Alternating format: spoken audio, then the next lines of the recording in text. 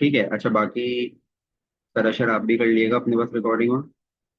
ठीक है। तो हम लोग जो हैं अपना ऑफिशियली कोर्स स्टार्ट करते हैं। सबसे पहले तो आप सबको welcome in React Native course. सही है।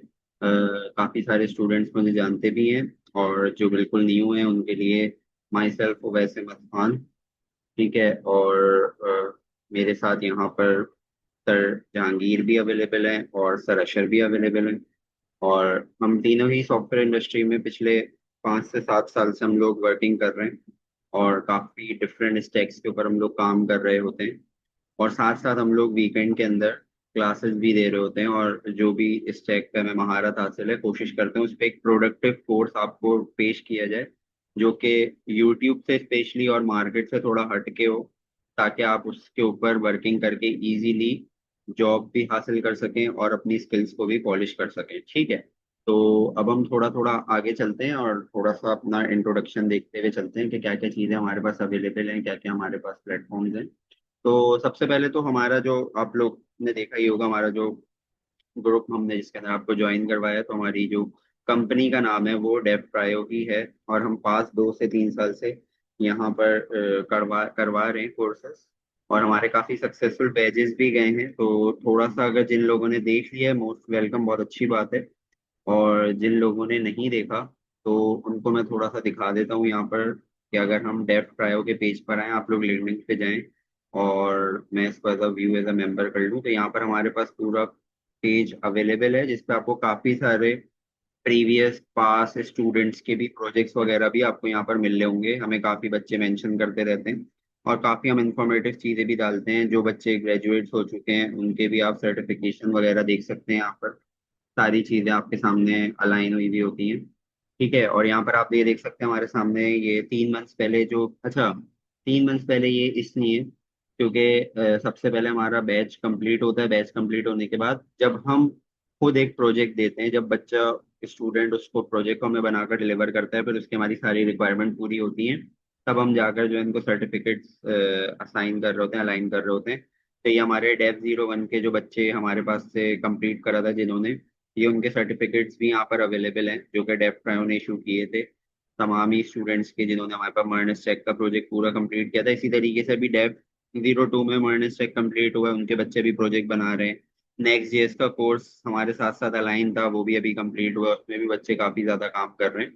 तो इस तरीके से है। बाकी हमें काफी ज्यादा स्टूडेंट मेंशन भी कर रहे होते हैं, और उनके भी काफी हमारे पास जो है काफी एक्टिविटीज हमें देखने को मिल रही होती हैं, जो कि हमारे पास यहाँ पे पेज पोस्ट के अंदर हमारे पास आ रही होती हैं, जो बच्चे वगैरह हमारे पास डाल रहे होते हैं अपने प्रोजेक्ट्स वगैरह। तो वो आप जरूर व्यू करिएगा, उसमें आपको दिखेगा। यहाँ पे हमारे ये अनीक भी एक स्टूडेंट है जो कि काफी फर्स्ट बैच के थे, इन्होंने हमसे माइनस चेक पढ़ी, और इनके भी काफी आपको दिखेंगे। बाकी इसके अलावा काफी सारे स्टूडेंट ऐसे भी हैं जो अब माशाल्लाह से माइनस चेक पढ़ के हमारे पास से जॉब पर भी जा चुके हैं, और अच्छी जॉब्स पे इस वक्त हैं। उसमें से एक आसिम है, और भी बहुत सारे स्टूडेंट्स हैं। आप यहाँ पे जब पेज पे विजिट करेंगे तो आपको दिख जाएगा, होप सो।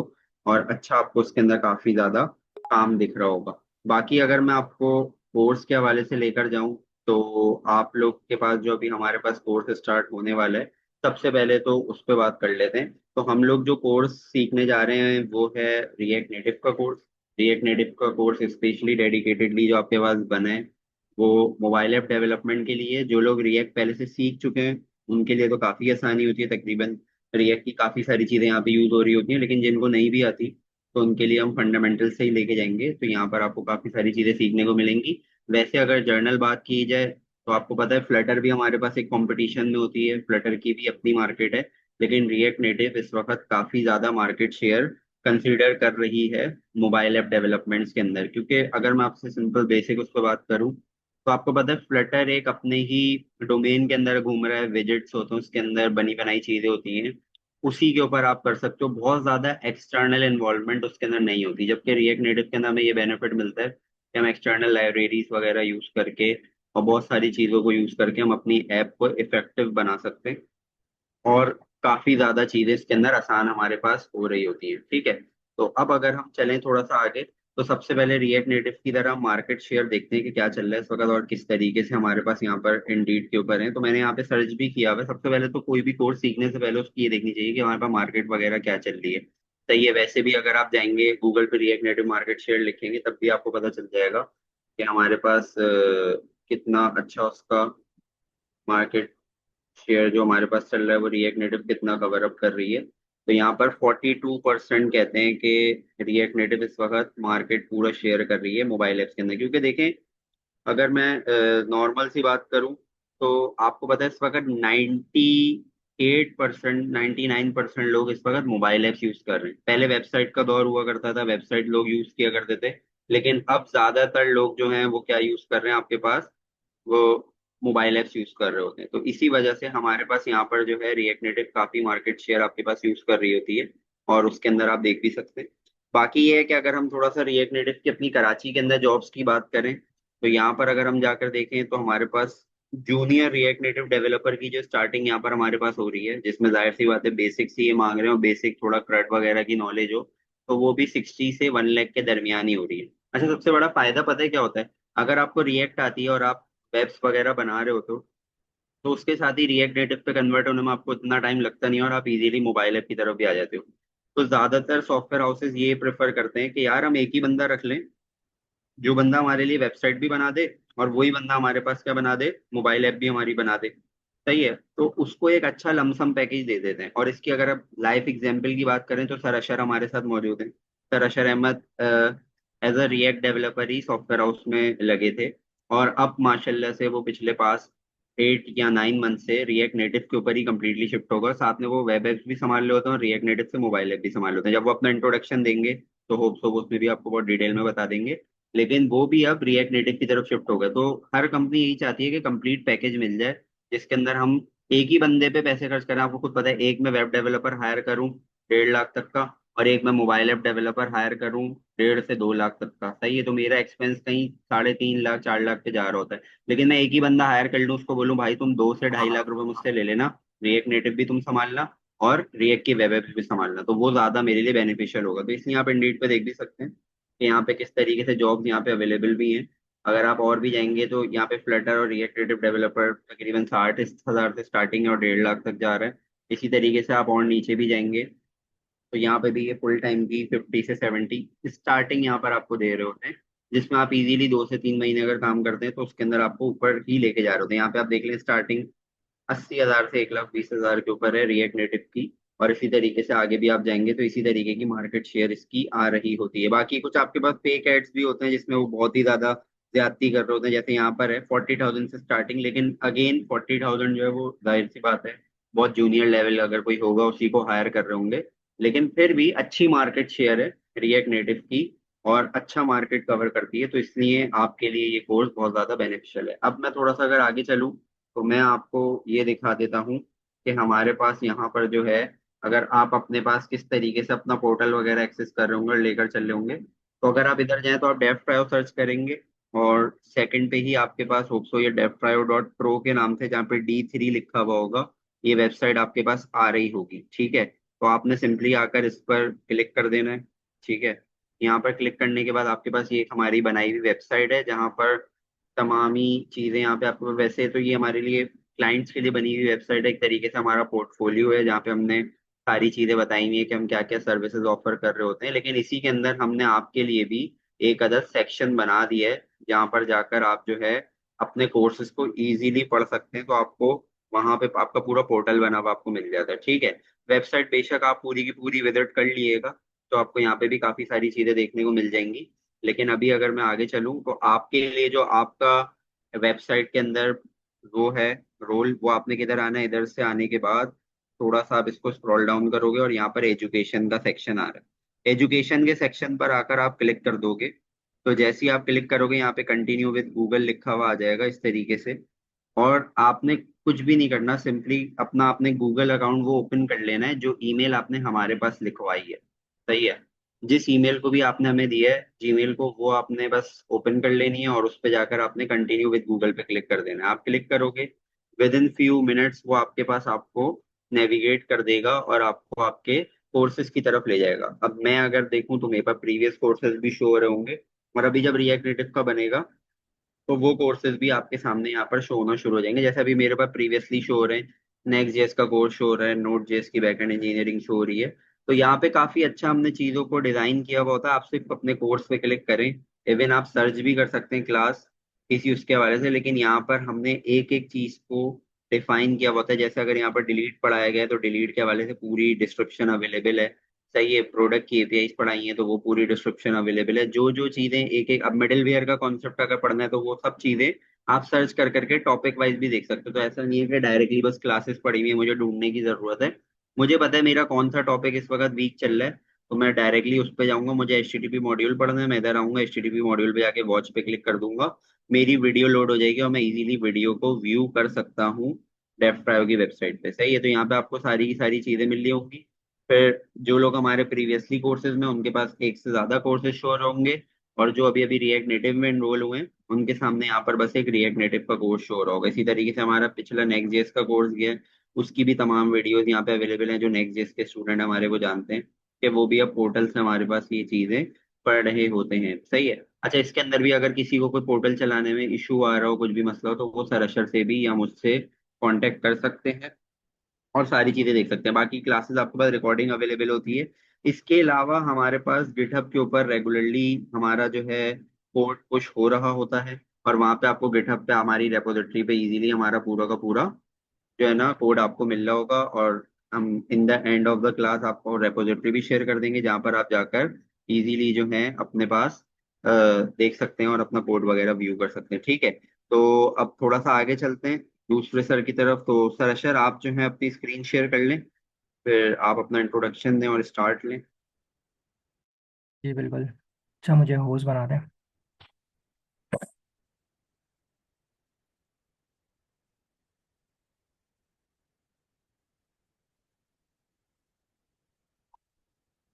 सबसे पहले अस्सलाम वालेकुम और welcome to React Native course. वैसे तो सर्विस ने मेरे बारे में इंट्रोडक्शन थोड़ा बहुत दे ही दिया है। तो मैंने अपनी जर्नी स्टार्ट करी थी एपटेक से ही एज अ ट्रेनर। देन फिर मैंने सॉफ्टवेयर हाउस ज्वाइन किया था as a modern stack developer, Tech Smith.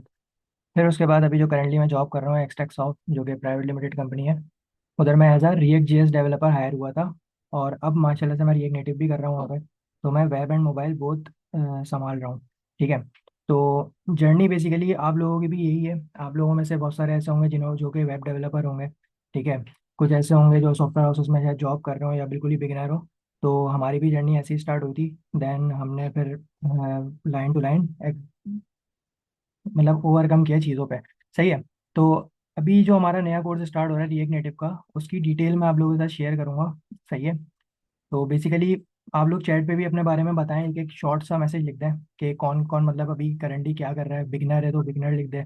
सही है। कोई वेब डेवलपर है तो वेब डेवलपर लिख दे, ताकि हमें भी आइडिया हो तो हमारी ऑडियंस मतलब क्या क्या चीज़ें कर रही है। ठीक है। तो लाजमी अभी चैट पे लिख दें ताकि मैं देख रहा हूँ और फिर हम लोग कम्युनिकेट करें आपस में।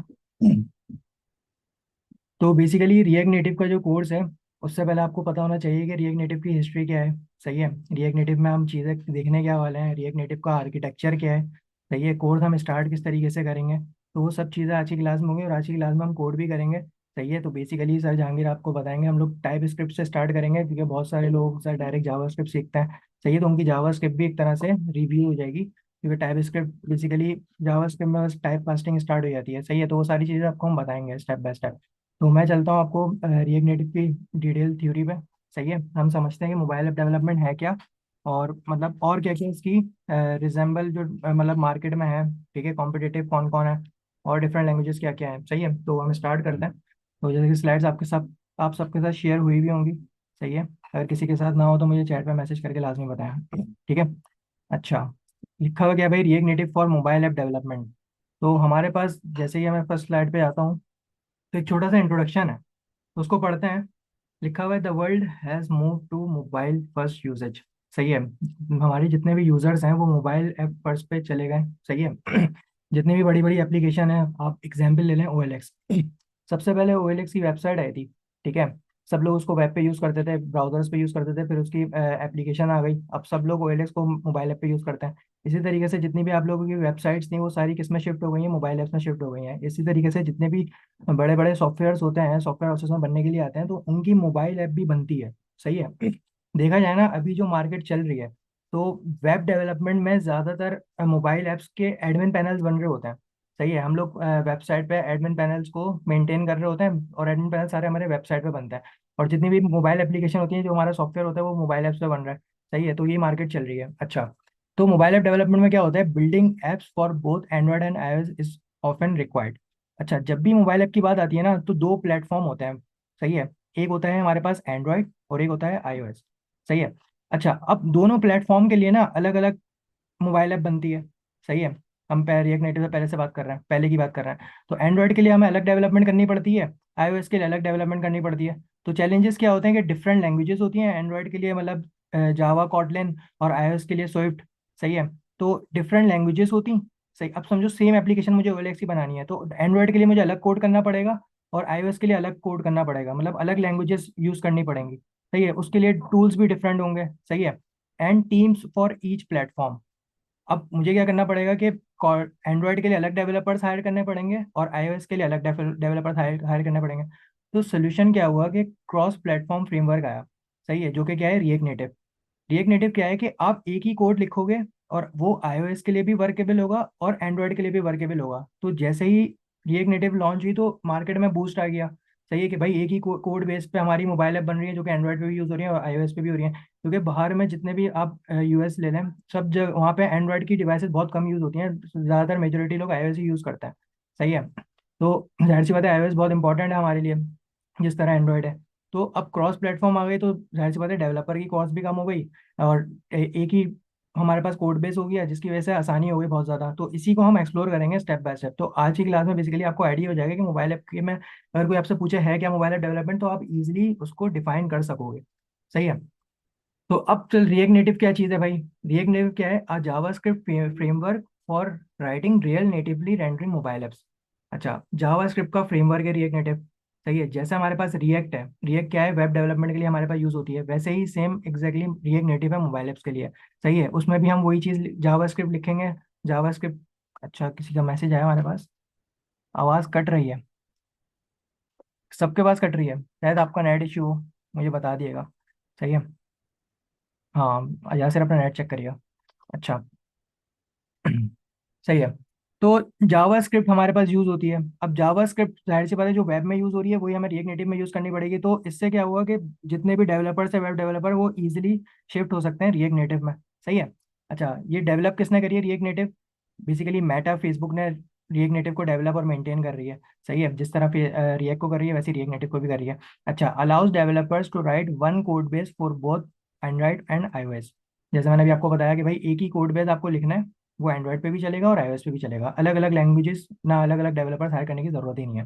सही है। Build on top of react, a popular web UI library. सही है, रिएक्ट की पॉपुलैरिटी बहुत ज़्यादा है, तो उसी फ्रेमवर्क, उसी के ऊपर ये बिल्ड ऑन हुई है। सही है, तो सेम एग्जैक्टली वही सारे कॉन्सेप्ट हैं। सही है। तो आई होप हमारे पास रिएक्ट के डेवलपर्स भी इधर मौजूद होंगे। सही है। अच्छा, अगर मैं नेक्स्ट आऊँ, तो की फिलोसफी क्या है बिहाइंड रिएक्ट नेटिव। तो इसमें मतलब बेसिकली इसके फीचर्स बताए हुए हैं कि भाई आपको use familiar web development tools JavaScript, react और जीएसएक्स। जैसे हमारे पास रिएक्ट में जीएसएक्स का कॉन्सेप्ट होता है, अगर जिसको नहीं पता वो हम वैसे भी बताने वाले हैं। तो एक जावास्क्रिप्ट के साथ हम एचटीएमएल को कंबाइन करके लिख सकते हैं। सही है। तो ऐसे रिएक्ट नेटिव में भी है, इसमें बेसिकली इसके मॉड्यूल्स होते हैं। ठीक है, रिएक्ट नेटिव के। तो access to native devices capabilities, React Native में इतनी कैपेबिलिटीज है, वो आपके कैमरे, जीपीएस, सेंसर सबको मतलब एक्सेस कर सकती है, जो नेटिव डिवाइस करती है। सही है। Combine the developer experience of web with the performance of native. तो ये सारी वही बातें हैं जो मैं भी आपको बता चुका हूँ। तो ये सारे फीचर रिएक्ट नेटिव हमें प्रोवाइड कर रही है। अच्छा, थोड़ा सा ना हम इसकी वर्क फ्लो को समझते हैं कि रिएक्ट नेटिव वर्क कैसे करती है। क्योंकि जाहिर सी बात है, जो नेटिव कोड बेस थे, उनकी लैंग्वेजेस डिफरेंट थी। जैसे मैंने बोला कि एंड्रॉयड के लिए जावा होती थी, ठीक है, जावा कॉटलैन। तो iOS के लिए स्विफ्ट है। सही है। तो एक ही रिएक्ट नेटिव दोनों पे वर्क कैसे कर लेती है। सही है, तो ये सोचने वाली बात है, अगर कोई आपसे पूछे तो आप वो बता सकें। सही है। तो the app code runs in JavaScript thread. तो हमारे पास है ना इस तरीके के कुछ प्लेटफॉर्म है। पहले मैं आपको इमेज समझाता हूँ। एक जावास्क्रिप्ट का यहाँ पे बॉक्स बना हुआ है। सही है, और आगे क्या है, एक एरो बना हुआ है, रिएक्ट नेटिव ब्रिज। फिर उसके बाद नेटिव लिखा हुआ है। सही है। अब होता क्या है कि ये अगर हम सिर्फ एंड्रॉयड की बात करें, और वो जावा पे हमने वो, सही है, जावा कॉटलिन पे हमने बनाई हुई है। सही है, तो वो नेटिवली इजीली वर्क करेगी। सही है, मोबाइल ऐप के साथ। लेकिन अगर हमने जावास्क्रिप्ट पे बनाई हो, तो जावास्क्रिप्ट डायरेक्टली हमारे पास वर्क नहीं करेगी। सही है, मोबाइल ऐप्स में उसके लिए रिएक्ट नेटिव क्या प्रोवाइड करता है, ब्रिज प्रोवाइड करता है।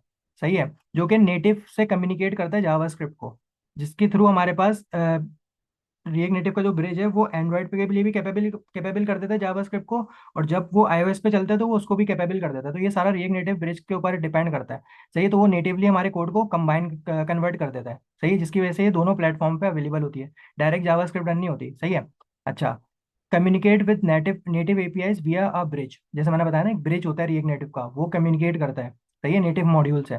जैसे कि अब कैमरा एक्सेस करना है तो वो रिएक्ट नेटिव ब्रिज जावास्क्रिप्ट में हमने फंक्शन लिखा कि भाई मोबाइल का कैमरा मुझे एक्सेस करना है। सही है, अब वो डायरेक्टली एग्जीक्यूट होगा ना, वो नहीं चलेगा।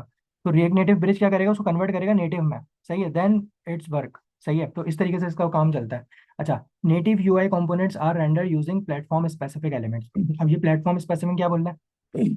जैसे मैंने बताया कि आईओएस के लिए अलग सेटअप होता है, सही है, और एंड्रॉयड के लिए अलग होता है। तो नेटिव यूआई कंपोनेंट क्या होता है कि एंड्रॉयड स्पेसिफिक एलिमेंट्स को रेंडर करता है। सही है, तो ब्रिज का क्या काम होगा कि जावास्क्रिप्ट को आईओएस के नेटिव चलाए और एंड्रॉयड के स्पेसिफिक चलाए। तो ये सारा इसका वर्किंग सिनेरियो है। आप जैसे यहाँ देखते हो नेटिव टच इवेंट, जैसे कि मोबाइल पे किसी ने टच किया, फॉर एग्जाम्पल वो कैमरा एक्सेस के लिए था या लोकेशन एक्सेस के लिए था, तो जो आपकी लॉजिक है वो अपडेट कर देगा आपके व्यू पे।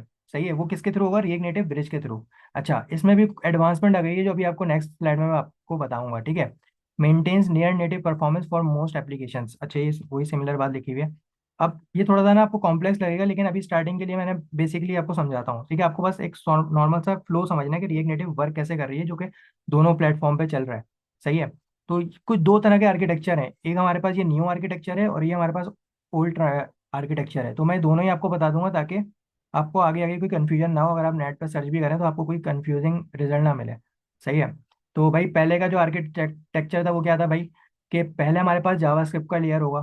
सही है, जो भी हमारी रिएक्ट नेटिव होती है वो एट द एंड कम जो भी उसकी बिल्ड बनती है ना, तो जावास्क्रिप्ट का कोड ही होता है वो।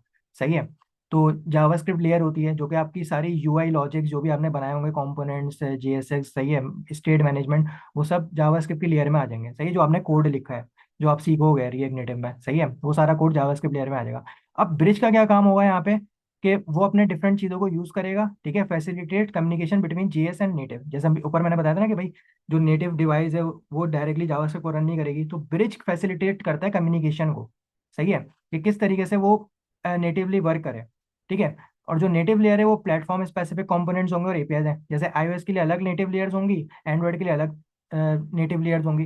तो ब्रिज का क्या काम होगा कि भाई वो जावास्क्रिप्ट के अंदर जो भी आपने कोड लिखा है उसको कम्युनिकेट करे नेटिव लेयर से। सिर्फ अभी आप बेसिकली स्टार्टिंग में ये समझें कि ये थ्री आर्किटेक्चर है।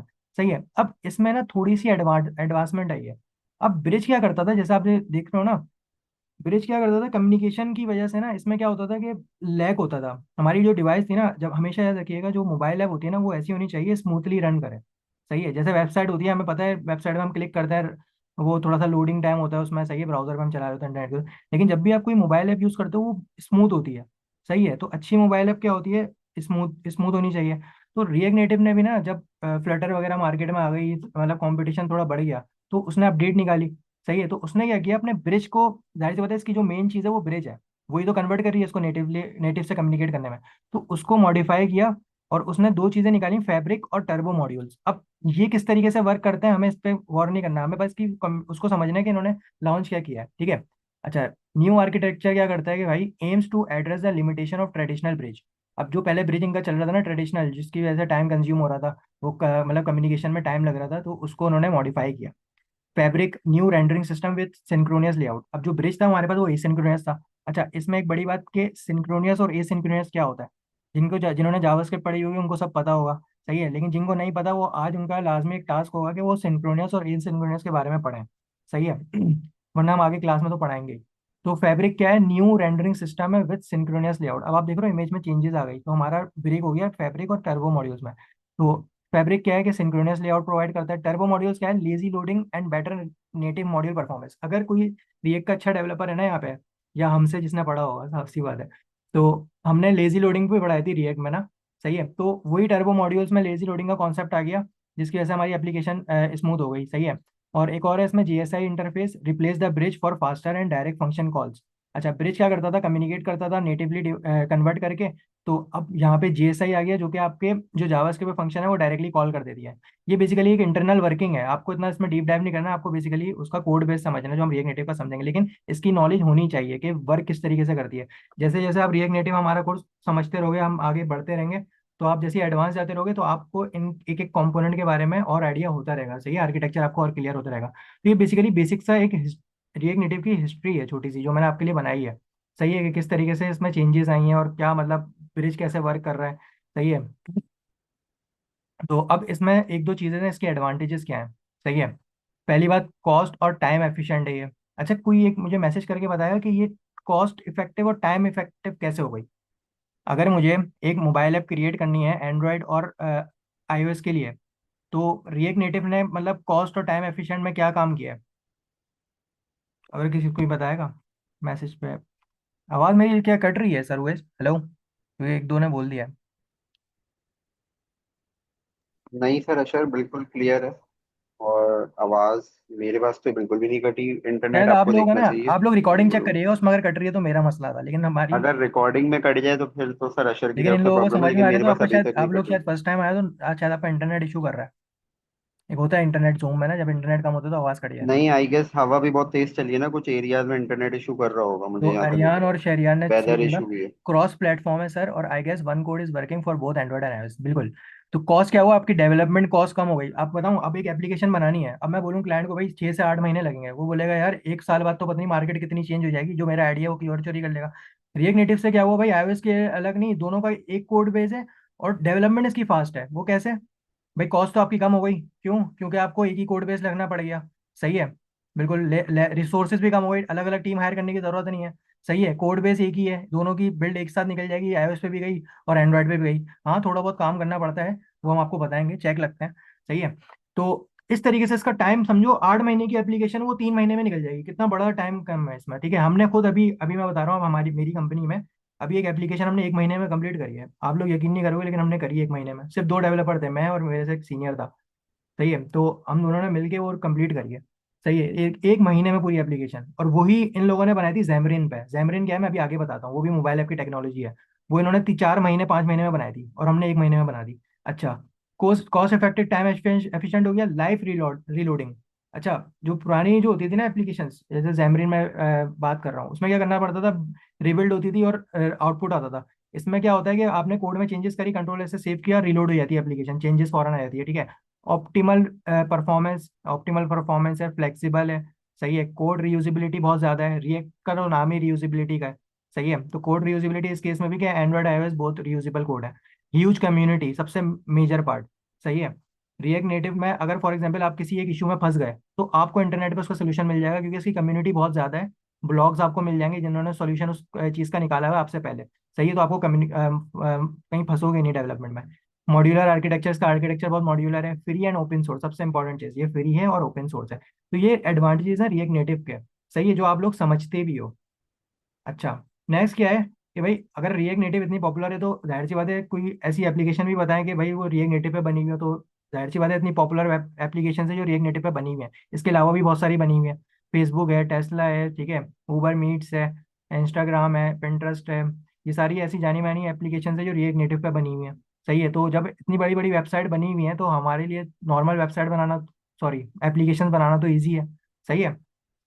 तो अब थोड़ा सा आपको अल्टरनेटिव के बारे में पता हो, जैसे अभी मैं बात कर रहा था नेटिव, आईओएस के लिए नेटिव, एंड्रॉइड के लिए नेटिव, तो आईओएस के लिए स्विफ्ट होती है और एंड्रॉइड के लिए कॉटलिन। अब ये स्विफ्ट एक अलग लैंग्वेज है और इसका अलग प्लेटफॉर्म है डेवलपमेंट का। कॉटलिन अलग है, उसके लिए अलग प्लेटफॉर्म है, इन दोनों के डेवलपर्स आपको अलग अलग हायर करने पड़ते हैं। तो नेटिव अगर आप एप्लीकेशन बनवाते हो, तो दोनों के लिए आपको अलग अलग काम करना पड़ेगा। रिएक्ट नेटिव क्या है कि जावास्क्रिप्ट पे बेस करती है, जो वेब डेवलपर है वो इजिली शिफ्ट कर सकते हैं। अगर कोई बग आ गया, कोई अच्छा डेवलपर है वेब का, तो आप उससे भी रिजॉल्व करा सकते हो, ये कोड सेम है। सही है, उसमें नेटिव कंपोनेंट होंगे, और कोड रीयूज कितना है, 80 to 90%। फ्लटर है उसके बाद हमारे पास, जिसकी लैंग्वेज क्या है, डार्ट। सही है, जाहिर सी बात है आपको एक अलग से लैंग्वेज सीखनी पड़ेगी। जबकि रिएक्ट नेटिव में जावा स्क्रिप्ट है, जो वेब डेवलपर्स हैं उनके लिए कोई इतनी बड़ी चीज़ नहीं है ये। सही है, जावा स्क्रिप्ट। तो इस फ्लटर के लिए आपको डार्ट लैंग्वेज अलग से सीखनी पड़ती है। सही है। तो इसका आउटपुट किस तरीके से आता है, इसका कोई इंजन है, इसकी इंजन कस्टम यूआई फ्लटर का, सर वो इसको बहुत ज़्यादा अच्छा पता है। सही है, क्योंकि मैं तो रिएक्ट से ताल्लुक रखता हूँ। और आपको बहुत अच्छे से बताएंगे। किसी को कोई नॉलेज हासिल करनी हो फ्लटर से रिलेटेड तो सर वही से रब्ता करें। अच्छा, जेमरीन जो मैं आपको बता रहा था ना, सी शार्प पे ये बनती है। तो हमारी कंपनी में बेसिकली डॉट नेट के डेवलपर्स हैं, तो जेमरीन की पुरानी एप्लीकेशन है ना वही देख रहे होते हैं। तो जितनी भी अभी जेमरीन की एप्लीकेशन है ना वो सब शिफ्ट हो रही है रिएक्ट नेटिव पे। तो यही एक प्लस पॉइंट है, सही है कि जेमरीन की एप्लीकेशन पुरानी वो रिएक्ट नेटिव पे शिफ्ट कर रहे हैं, क्योंकि रिएक्ट नेटिव फास्ट है। और अब जो नया आर्किटेक्चर उसका आया है उससे ये स्मूथ भी हो गई है और नेटिव आपको प्रोवाइड करती है। क्योंकि देखो नेटिव का कोड पे बनती है एप्लीकेशन ना, वो अलग ही मजा है उसका। सही है। तो रिएक्ट नेटिव अब न्यू अपडेट के बाद ना नेटिव जैसी परफॉर्मेंस देने लग गई है। सही है, तो ये एक अल्टरनेटिव्स है। सही है, अगर आप रिएक्ट नेटिव चूज नहीं करते तो ये इसके अल्टरनेटिव है। सही है, लेकिन इसकी जॉब की मार्केट प्लेस रिएक्ट नेटिव की ही ज्यादा है। सही है। और कंक्लूजन पे अगर बात करें कि भाई react native is a powerful tool for building mobile apps, जिससे हमें ये पता चला कंक्लूजन में। सही है। इनकरेज क्रॉस प्लेटफॉर्म थिंकिंग, बिल्कुल सही बात है। आइडल फॉर मोस्ट ऐप तो नॉट ऑल यूज केसेस। अच्छा, कंबाइन द फ्लेक्सिबिलिटी और JavaScript with native native capabilities. अच्छा, तो कुल मिला के हमारे पास जो बात हुई है वो रिएक्ट नेटिव की ये हुई है कि भाई एक तो आपके पास एक कोड बेस रहेगा, एंड्रॉइड के भी डेवलपर आप बन जाओगे, आईओएस के भी डेवलपर बन जाओगे। सही है। और सबसे अच्छी बात क्या है, जिनको जावास्क्रिप्ट आती है, जिन्होंने सी एस एस भी लिख के, HTML CSS सबसे पहले करता है ना बंदा, तो वही CSS वहाँ पे भी यूज हो रही है। सही है, वही सारी ज़्यादातर प्रॉपर्टीज हैं। तो थोड़ी डिटेल एक्सप्लेन करेंगे। देखो अभी इसकी डिटेल है ना मैंने अच्छी खासी एक्सप्लेन कर दी है। अब हमें कोड पे ही जाना है। सही है। तो रिएक्ट नेटिव बेसिकली हम दोबारा से आएंगे तो एक एक चीज़ आप मुझे स्पेसिफिक कोई वर्ड बताओ जिसको मैं एक्सप्लेन करूँ और ज़्यादा। ठीक है। मैं इसलिए जल्दी बढ़ा रहा था क्योंकि हमारे पास अभी इसका टाइप स्क्रिप्ट भी स्टार्ट कर रहे हैं हम लोग। सही है, तो हमारा जो कोड है ना बेसिकली टाइप स्क्रिप्ट से ही शो स्टार्ट होगा। कोई ऐसी बात जो आप लोगों को समझ नहीं आए तो आप मैसेज करो मुझे जल्दी से चैट पे, ताकि मैं उसको डिटेल्स में एक्सप्लेन करूँ। ऐसे तकरीबन जो छोटे छोटे फंडामेंटल्स थे वो सर ने सारे डिस्कस कर दिए। हम्म। और तो मैं कोर्स के एक दो अंदर चीज़ हम और जो बता सारी देता हूँ। चीजें हैं ना इसमें डीप हाँ, डाइव इन बहुत डिटेल में करेंगे। जो ब्रिज वाली जितनी चीजें हैं ना इन सब चीजों को आगे हम बहुत अच्छे से मेन देख रहे चीज़ होंगे इसमें जो स्लाइड में और था ना वो सारी जो बेस चीजें भी वाला आ पार्ट रही है जो होंगी। आपको आर्किटेक्चर के बारे में पता हो। सही है, हम्म। बाकी ये जो आपके सामने परफॉर्मेंस जो आपको समझ में आ रही है ये मतलब समझने वाली चीज़ है कि भाई कॉज इफेक्टिव आपको सब समझ में ही आ रहा है। ठीक है, कम्युनिटी के बारे में पता है, इसके पैकेजेस बहुत ज़्यादा हैं। सही है, NPM के। और इस स्लाइड में कोई इतनी कोई टेक्निकल बात है नहीं। ठीक है। और ये सारे अल्टरनेटिव्स बताए मैं। सही है, इसमें कोई डिटेल बताने वाली बात है नहीं। सही है। तो ये सारे कुल मिला के एक ओवरव्यू है मोबाइल एप्लीकेशंस के बारे में। सही है।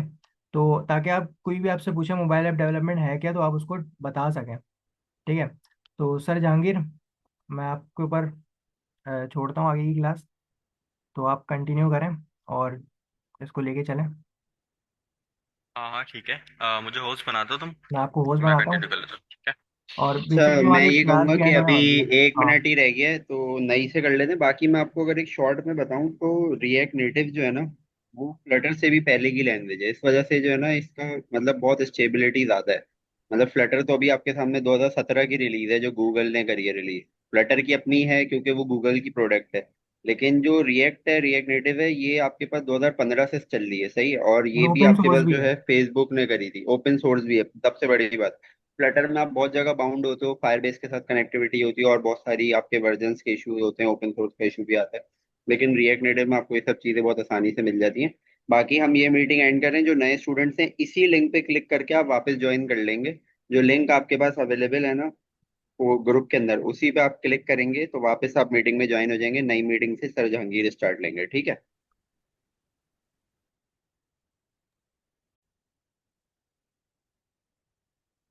अच्छा भाई, माई सेल्फ मलिक मोहम्मद जहांगीर। ठीक है, और मैं भी डेफ क्रायो के साथ ही टीचिंग कर रहा हूँ। जब से डेफ क्रायो जब से ही साथ में टीचिंग कर रहा हूँ। और इसके अलावा ये कि मैं पर्सनली अगर अपने बारे में बताऊँ तो मैं अभी करंटली एक यूके बेस्ड कंपनी में जॉब कर रहा हूँ as a senior front end developer. जहाँ पे मेरी रिस्पॉन्सिबिलिटी है जितनी भी हमारी एप्स हैं उनके फ्रंट एंड्स वगैरह को डिज़ाइन करना और डेवलप करना, और कोऑर्डिनेशन करना बैकएंड के साथ, किस तरीके से चीज़ें इंप्लीमेंट होंगी, क्या प्रिंसिपल्स होंगे। तो ये सारी रिस्पॉन्सिबिलिटी मेरी है। हमारा अपने प्रोडक्ट है प्लैंकली के नाम से, जिसकी एंड्रॉयड और आईओएस ऐप दोनों मौजूद है प्ले स्टोर पे, आप लोग जाके चेक भी कर सकते हैं। ठीक है। तो प्लैंकली के बारे में डिटेल आपको मेरी लिंक्डइन प्रोफाइल से मिल जाएगी अगर आप देखना चाहते हैं हमने क्या बनाया, क्या डेवलप किया है। ठीक है। तो उसका जो भी फ्रंट एंड है वो सारा मेरे ही हाथ के डेवलप होगा। ठीक है। और इसी के साथ हम रिसेंटली अभी काम कर रहे हैं, लास्ट ईयर भी किया था और अभी भी कर रहे हैं। हमारे क्लाइंट्स है सऊदी अरब में, अलमराई ब्रांड है सऊदी अरब में। उनकी जो वेब एप्स हैं और उनकी जो प्रोग्रेसिव एप्स हैं उनके भी फ्रंट एंड मैं ही डेवलप कर रहा होता हूँ ऑफिस में। और इसी के साथ मेरी रिस्पॉन्सिबिलिटी जो जूनियर फ्रंट एंड डेवलपर्स हैं उनका कोड रिव्यू करना, उनको बताना, चीज़ों में गाइड करना कि किस तरीके से कोड करना होता है, किस तरीके से चीज़ें लिखी जाती है। ठीक है, तो ये सारे मेरे अभी करंटली रोल्स हैं जिस कंपनी में मैं काम कर रहा हूँ। यूके बेस्ड कंपनी है, टोटली रिमोट वर्क होता है हमारा। ठीक है, ऑन साइट ऑफ साइट जिस तरीके से आए हम काम कर सकते हैं। तो ये तो खैर मेरे बारे में और मेरी जॉब के बारे में इंट्रोडक्शन है छोटा सा। और इससे पहले जिस कंपनी में मैं था वहां पर मैं फुली रिएक्ट नेटिव डेवलपर था।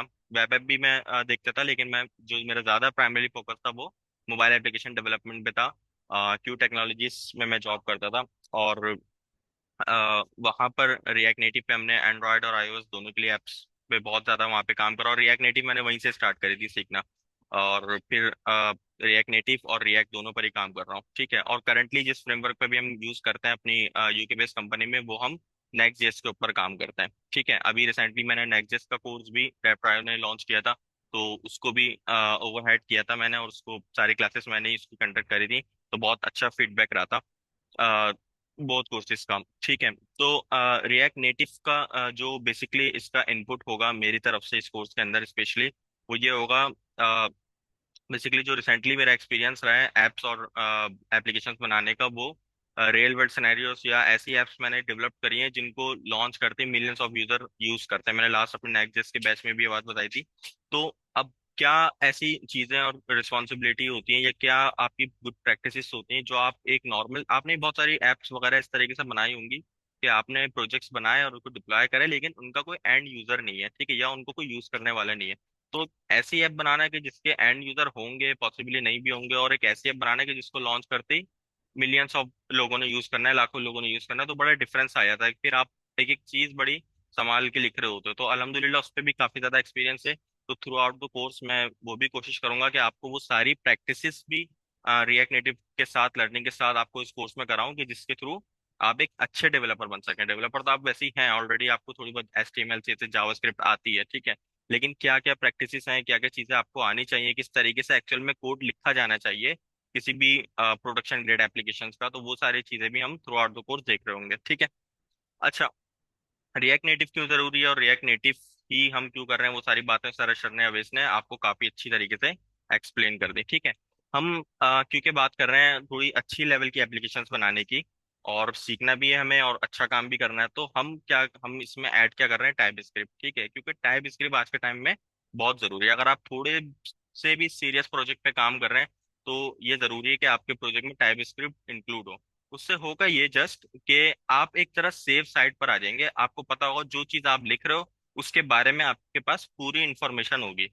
अब ये बिल्कुल ऐसी बात है कि आप बोलेंगे सर अगर मैं कुछ चीज कर रहा हूँ तो मेरे पास उसके बारे में इंफॉर्मेशन है, मैं जब भी तो कर रहा हूँ, लेकिन हम उस चीज को कहीं डिफाइन नहीं करते। सही है, तो टाइप स्क्रिप्ट आपको जावा स्क्रिप्ट के अंदर ये पावरफुल एडवांटेज देगी कि आप हर चीज को डिफाइन कर सको फिर लिखो, ताकि अगर आप गलत लिखते हो तो वो आपकी डेफिनेशन के अकॉर्डिंग आपको एरर या वार्निंग शो कर दे कि भाई आपने तो ये डिफाइन करा है, अब आप ये क्यों लिख रहे हो।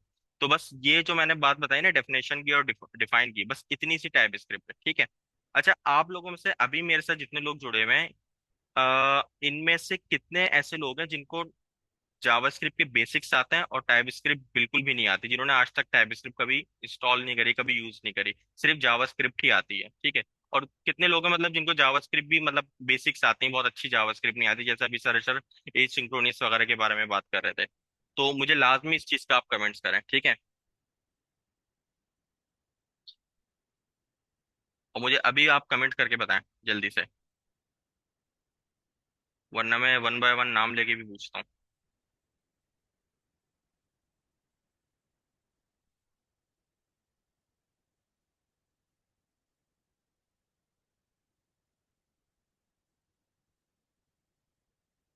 सही है, बिल्कुल बेसिक्स। ठीक है,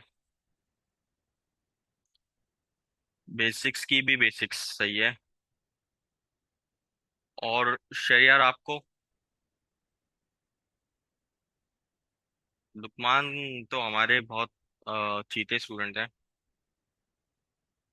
लुकमान को माशाल्लाह से टाइप स्क्रिप्ट और जेएस दोनों आती है। ओके, टाइप स्क्रिप्ट नहीं आती, ठीक है। देखें, ओके, तो मेनली जितने भी हमारी स्टूडेंट्स हैं इस वक्त जो ज्वाइन है वो उन सबको टाइप स्क्रिप्ट नहीं आती, सही है, या एक आध को आती होगी थोड़ी बहुत, ठीक है, या बेसिक्स आते हो। और जावा स्क्रिप्ट आती है उनको, ठीक है, जावा स्क्रिप्ट से वो फेमिलियर है, ठीक है। तो टाइप स्क्रिप्ट क्या कर रही है, टाइप स्क्रिप्ट बेसिकली कोई प्रोग्रामिंग लैंग्वेज नहीं है, टाइप स्क्रिप्ट एक सुपर सेट है जावा स्क्रिप्ट का, जो कि आपको फैसिलिटी प्रोवाइड करेगा कि आप जो भी चीज लिख रहे हो उसको जरा डिफाइन करके लिख दो बस। और हम through out the initial classes, 2 या 3 हमारी जो क्लासेस होंगी स्टार्टिंग की, वो टाइप स्क्रिप्ट सीखने में ही होंगी, ताकि वंस हमें टाइप स्क्रिप्ट अच्छी तरीके से लिखना और समझना आ जाए, तो फिर जो हम रिएक्ट नेटिव सीखेंगे उसमें हम टाइप स्क्रिप्ट यूज करेंगे, तो हमारा जो कोड बनेगा एक्चुअल में एंड कोड, वो जरा अच्छा कोड बन जाएगा, ठीक है। अच्छा, मैं स्पेसिफिकली चीज बताऊं कि रिएक्ट नेटिव के जो पर्सनली जो फीचर्स या फंक्शनैलिटीज होंगी ना, उनमें शायद हम इतनी टाइप स्क्रिप्ट यूज ना कर रहे हो, लेकिन जो हम अपना लॉजिक्स लिखेंगे, जो हम अपना कोड लॉजिक लिखेंगे, देखो कोई भी हम एप्लीकेशन बनाते हैं तो हमें कहीं कोई ना कोई लॉजिक लिखना पड़ता है। जैसे कोई ई कॉमर्स वेबसाइट है तो प्रोडक्ट कार्ड ऐड हो रहे हैं, अपडेट हो रहे हैं, काउंट चल रहा है, 10 तरीके के फंक्शन आपने बनाए हुए हैं, ठीक है। तो उन फंक्शन की सेफ्टी के लिए उन फंक्शन में कोई बग ना हो जाए, क्योंकि वो आपके लिखे हुए लॉजिक्स होंगे, ठीक है ना, और इंसान है तो गलती हो सकती है, तो उसके लिए सेफ साइड आपको टाइप स्क्रिप्ट बहुत ज्यादा हेल्प आउट करेगी, ठीक है। तो इसलिए हमें टाइप स्क्रिप्ट पढ़ना जरूरी है, ठीक है। तो अभी हम ये देखते हैं कि हम टाइप स्क्रिप्ट अपने सिस्टम में किस तरीके से यूज कर सकते हैं, ठीक है। तो सबसे पहले अगर आप रिएक्ट नेटिव की भी एप्लीकेशन बनाना चाहते हैं या टाइप स्क्रिप्ट को यूज करना चाहते हैं, तो और अगर आप लोगों ने रिएक्ट का आपको बैकग्राउंड है, तो आपके सिस्टम में नोड जेएस ऑलरेडी डाउनलोड होगी, ठीक है। लेकिन जिनके पास नहीं डाउनलोड, जिनको सिर्फ एचटीएमएल से जावास्क्रिप्ट आती है, अभी नोड वगैरह बिल्कुल भी फैमिलियर नहीं है, तो उनके लिए मैं बता देता हूँ, जस्ट आप गूगल पे जाएं और यहाँ लिख दें नोड जेएस, ठीक है। और ये आपके पास सबसे पहले ऑप्शन आ जाएगा नोड जेएस पे, इस पे आप क्लिक करें और यहाँ पे आ जाएगा डाउनलोड नोड जेएस एलटीएस, यानी लॉन्ग टर्म सपोर्ट, इसी को आपने डाउनलोड कर लेना है, लाइक मी, जैसे मैंने अभी कर लिया इसको डाउनलोड, ठीक है। वंस ये डाउनलोड हो जाएगा, आपने इसको सिंपल नेक्स्ट नेक्स्ट नेक्स्ट करके इंस्टॉल कर लेना, कोई भी चेक नहीं लगाना, कुछ भी नहीं करना, जो उसकी डिफॉल्ट सेटिंग है उसमें ही आप इसको इंस्टॉल कर लोगे, ठीक है। मैं आपको यहाँ से बता भी देता हूँ, मेरे पास ऑलरेडी ये इंस्टॉल है, मेरे पास ये होगा नहीं इंस्टॉल, ठीक है। अगर कोई प्रॉब्लम या कोई इशू आए तो आप किसी भी सर से पूछ सकते हैं, मुझसे भी पूछ सकते हैं, ठीक है। बस सिंपल आपने नेक्स्ट नेक्स्ट नेक्स्ट करके इसको इंस्टॉल करना है, मेरे पास ऑलरेडी ये इंस्टॉल है, ठीक है, मेरे पास नेक्स्ट का ऑप्शन अभी इसमें नहीं आ रहा, बल्कि आ गया मेरे पास, ठीक है। यहाँ एक्सेप्ट करें, नेक्स्ट नेक्स्ट नेक्स्ट करें, इंस्टॉल करना है, मेरे पास इंस्टॉल है, इस वजह से मैं नहीं कर रहा, मेरा वर्जन अपडेट हो जाएगा, ठीक है। तो मैं इसको अभी कैंसिल कर रहा हूँ फिलहाल के लिए, आप इसको सिंपली इंस्टॉल कर लेगा, ठीक है। अभी हैंड टू हैंड नहीं करें, आप इसको इंस्टॉल कर लीजिएगा, ठीक है। ये जितनी भी क्लासेस हैं इनकी रिकॉर्डिंग्स आपके पास होंगी, तो आप क्लास रिकॉर्डिंग में भी देख के कर सकते हैं, सही है। जो अभी सर अभी इसने आपको स्टार्टिंग में पोर्टल दिखाया वहाँ सारी, लेकिन मैं आपको रेकमेंड ये करूंगा हमेशा, ये आपका बड़ा अच्छा सवाल था सर, अभी कर लें, बहुत अच्छी बात है, आप डेडिकेटली पूछ रहे हैं, आप क्लासेस को लाइव ही लें, ठीक है। जब भी क्लास में ग्रुप में लिंक शेयर हो, आप लाइव क्लास लें, उसमें होगा ये कि मेरा आपके साथ, ये सर अशर का अवेश का डायरेक्ट इंटरेक्शन होगा, ठीक है।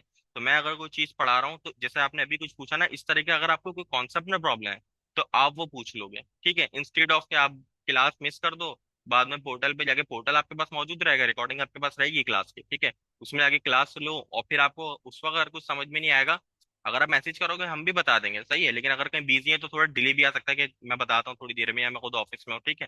तो मैं लाजमी रिप्लाई करता हूँ अपने स्टूडेंट्स का फ्री हो गया, ठीक है। लेकिन जो चीज मजा जो लाइव सेशन लर्निंग में है ना, वो आपको वैसे नहीं आएगा, ठीक है। तो मैं हमेशा रेकमेंड करूंगा कि आप क्लासेस टाइम से लो, वैसे भी वीक में एक दिन एक क्लास है संडे की, तो आपको लेनी ही चाहिए, बाकी पूरा वीक है आप उसकी प्रैक्टिस करो, असाइनमेंट्स बनाओ, ये आपकी रिस्पॉन्सिबिलिटी है, ठीक है, इंशाल्लाह। तो हाँ, कोई इमरजेंसी है तो आपने छोड़ दी, कोई मसला नहीं, इसलिए हमने पोर्टल भी बनाया, आप देख सकते हो, ठीक है। लेकिन इसको आदत या वो नहीं बनाओ, बहुत सारे बच्चे थ्रू आउट द कोर्स यही करते हैं कि वो रिकॉर्डिंग के ऊपर ही शिफ्ट हो जाते हैं, ठीक है, तो ऐसा नहीं करें। ओके, तो खैर, आपने वंस नोड.जेएस इंस्टॉल कर लिया अपने सिस्टम में, ठीक है। और नोड.जेएस इंस्टॉल करने के बाद आपने एक काम भी करना है, आपने यहाँ पे आके लिखना है टर्मिनल, ठीक है, या सीएमडी, जो भी आपका कंप्यूटर है, विंडोज 10 या 11 है, 11 है तो आपका टर्मिनल होगा, सही है। और 10 के अंदर आई थिंक टर्मिनल है नहीं, ये सीएमडी है शायद, तो बस जो भी है उसको आप इस तरह को ओपन करें, और यहाँ पे आके लिखें नोट माइनस माइनस 2 दफा माइनस वर्जन एंटर, तो ये आपको बता देगा इस वक्त आपके कंप्यूटर में जो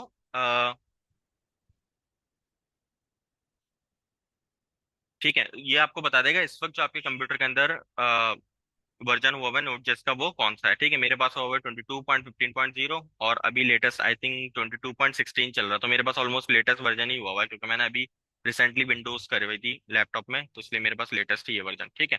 इसी तरीके से आप लिख लीजिएगा npm माइनस माइनस वर्जन, ठीक है। तो आपको ये npm का भी वर्जन बता देगा, ठीक है। अच्छा, नोड और npm है क्या? नोड बेसिकली क्या करता है, एक रन टाइम इन्वायरमेंट है जो कि जावास्क्रिप्ट को अलाउ करता है आपके सिस्टम में रन करना, ठीक है।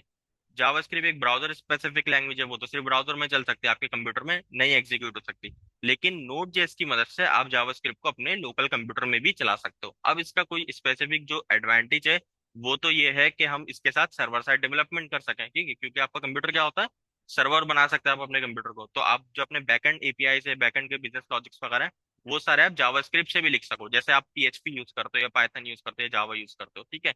तो अभी हम बैकएंड डेवलपमेंट तो कुछ पढ़ नहीं रहे हैं, तो हमने क्यों नोड.js इंस्टॉल करी है? हमने इसलिए करी है, हमें इसका पैकेज मैनेजर यूज करना है, ठीक है। क्योंकि बहुत सारी front end utilities, in fact react native भी नोड पैकेज मैनेजर्स को ही यूज करती है अपने यूटिलिटीज या पैकेजेस को इंस्टॉल करने के लिए। तो हमारा जो मेनली काम होगा डेवलपमेंट में वो एनपीएम से होगा। तो इसलिए मैंने आपको यही बता दिया कि आपका एनपीएम का वर्जन कैसे देखा जाता है, ठीक है। तो मेरे पास एनपीएम का वर्जन कौन सा, 10.9.2। आपके पास शायद 9.3 हो या समथिंग हो, ठीक है। तो आपका वंस नोड और नोड इंस्टॉल करेंगे एनपीएम अपने आप इंस्टॉल हो जाएगा, ठीक है। तो आप इस तरीके से इसको चेक कर लीजिएगा। अच्छा, तो जब आपका ये सारा काम हो जाएगा तो फिर आपने जाना है एक टाइप स्क्रिप्ट की एप्लीकेशन डेवलप करने, ठीक है। उसके लिए सबसे पहले हमें कहाँ जाना पड़ेगा, हम आएंगे अपने डायरेक्टरी में। मैं आता हूँ यहाँ पे डेफ ड्राइव पे, और यहाँ पे मैं एक फोल्डर बना लेता हूँ रिएक्ट नेटिव के नाम से, ठीक है। और यहाँ पे मैं एक बना लेता हूँ टाइप स्क्रिप्ट, ठीक है, क्लास, टाइप स्क्रिप्ट क्लास के नाम से बना लेता हूँ। इस फोल्डर को ओपन करते हैं और इसको अच्छा, कोड एडिटर आप लोगों को HTML से जावास्क्रिप्ट तो आप लोग काम करते ही हो, तो आप 100%, 90% लोग VS कोड ही यूज कर रहे होते हैं, ठीक है। तो आप उसको ओपन कर लीजिएगा, अदरवाइज आपका जो कोड एडिटर है आप उसको भी ओपन कर सकते हो। मैं VS कोड ही यूज करता हूँ तो मैं उसको ओपन कर रहा हूँ, ठीक है।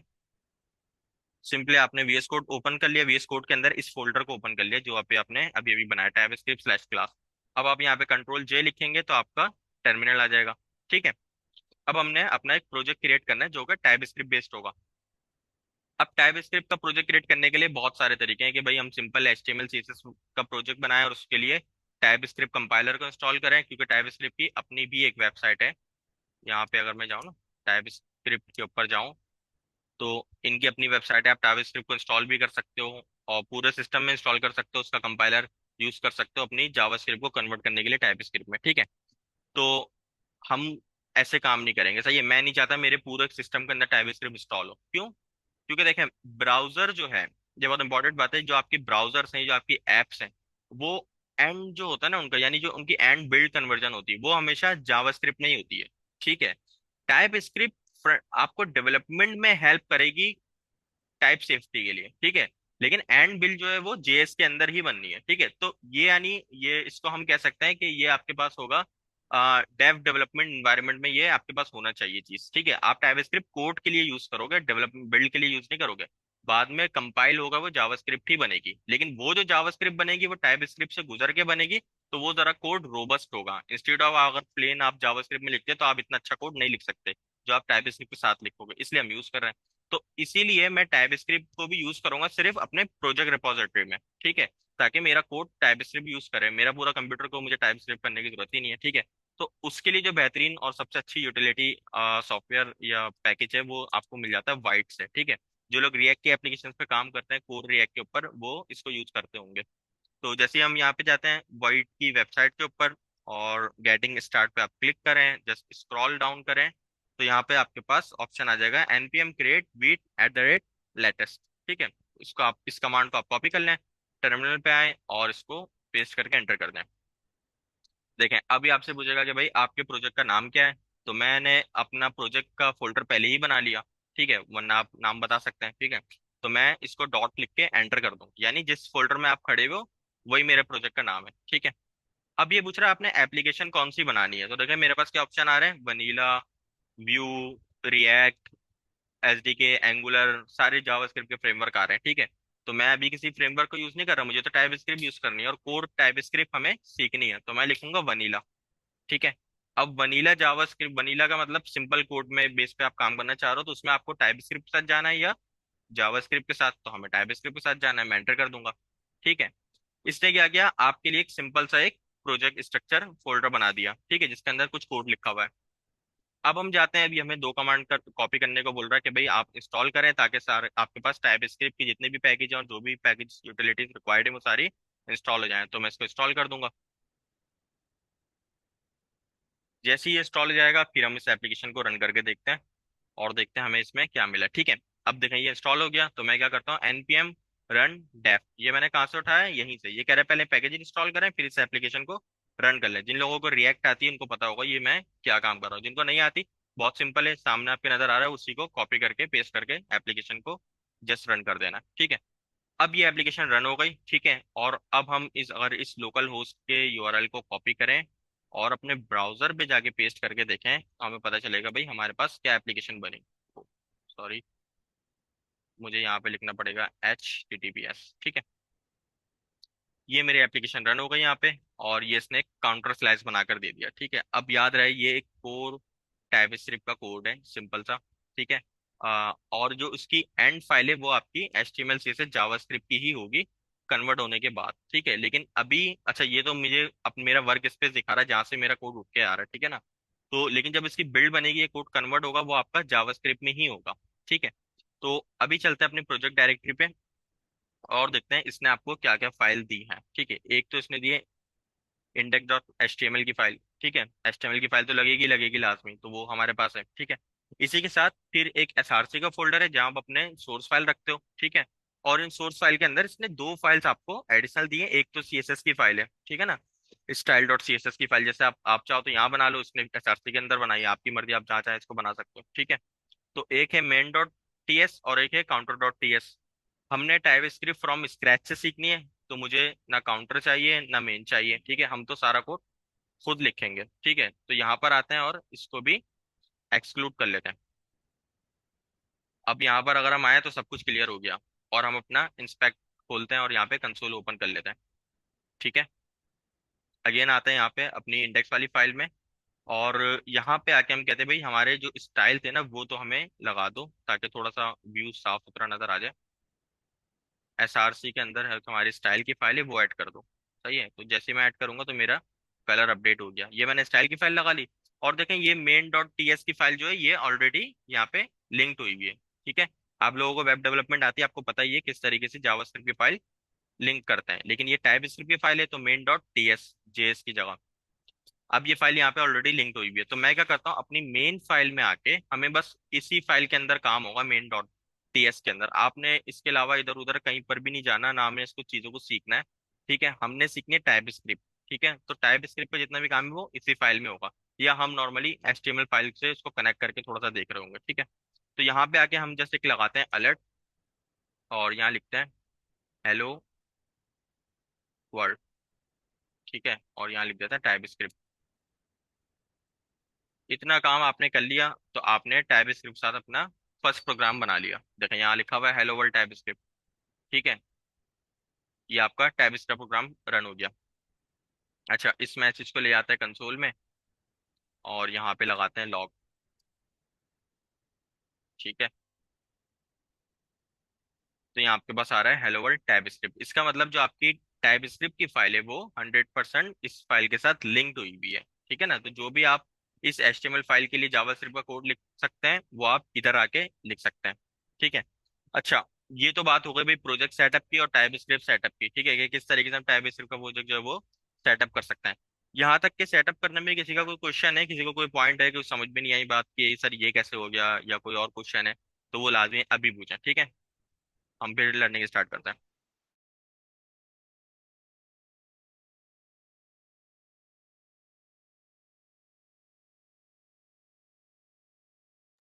सही है, जबरदस्त। ठीक है,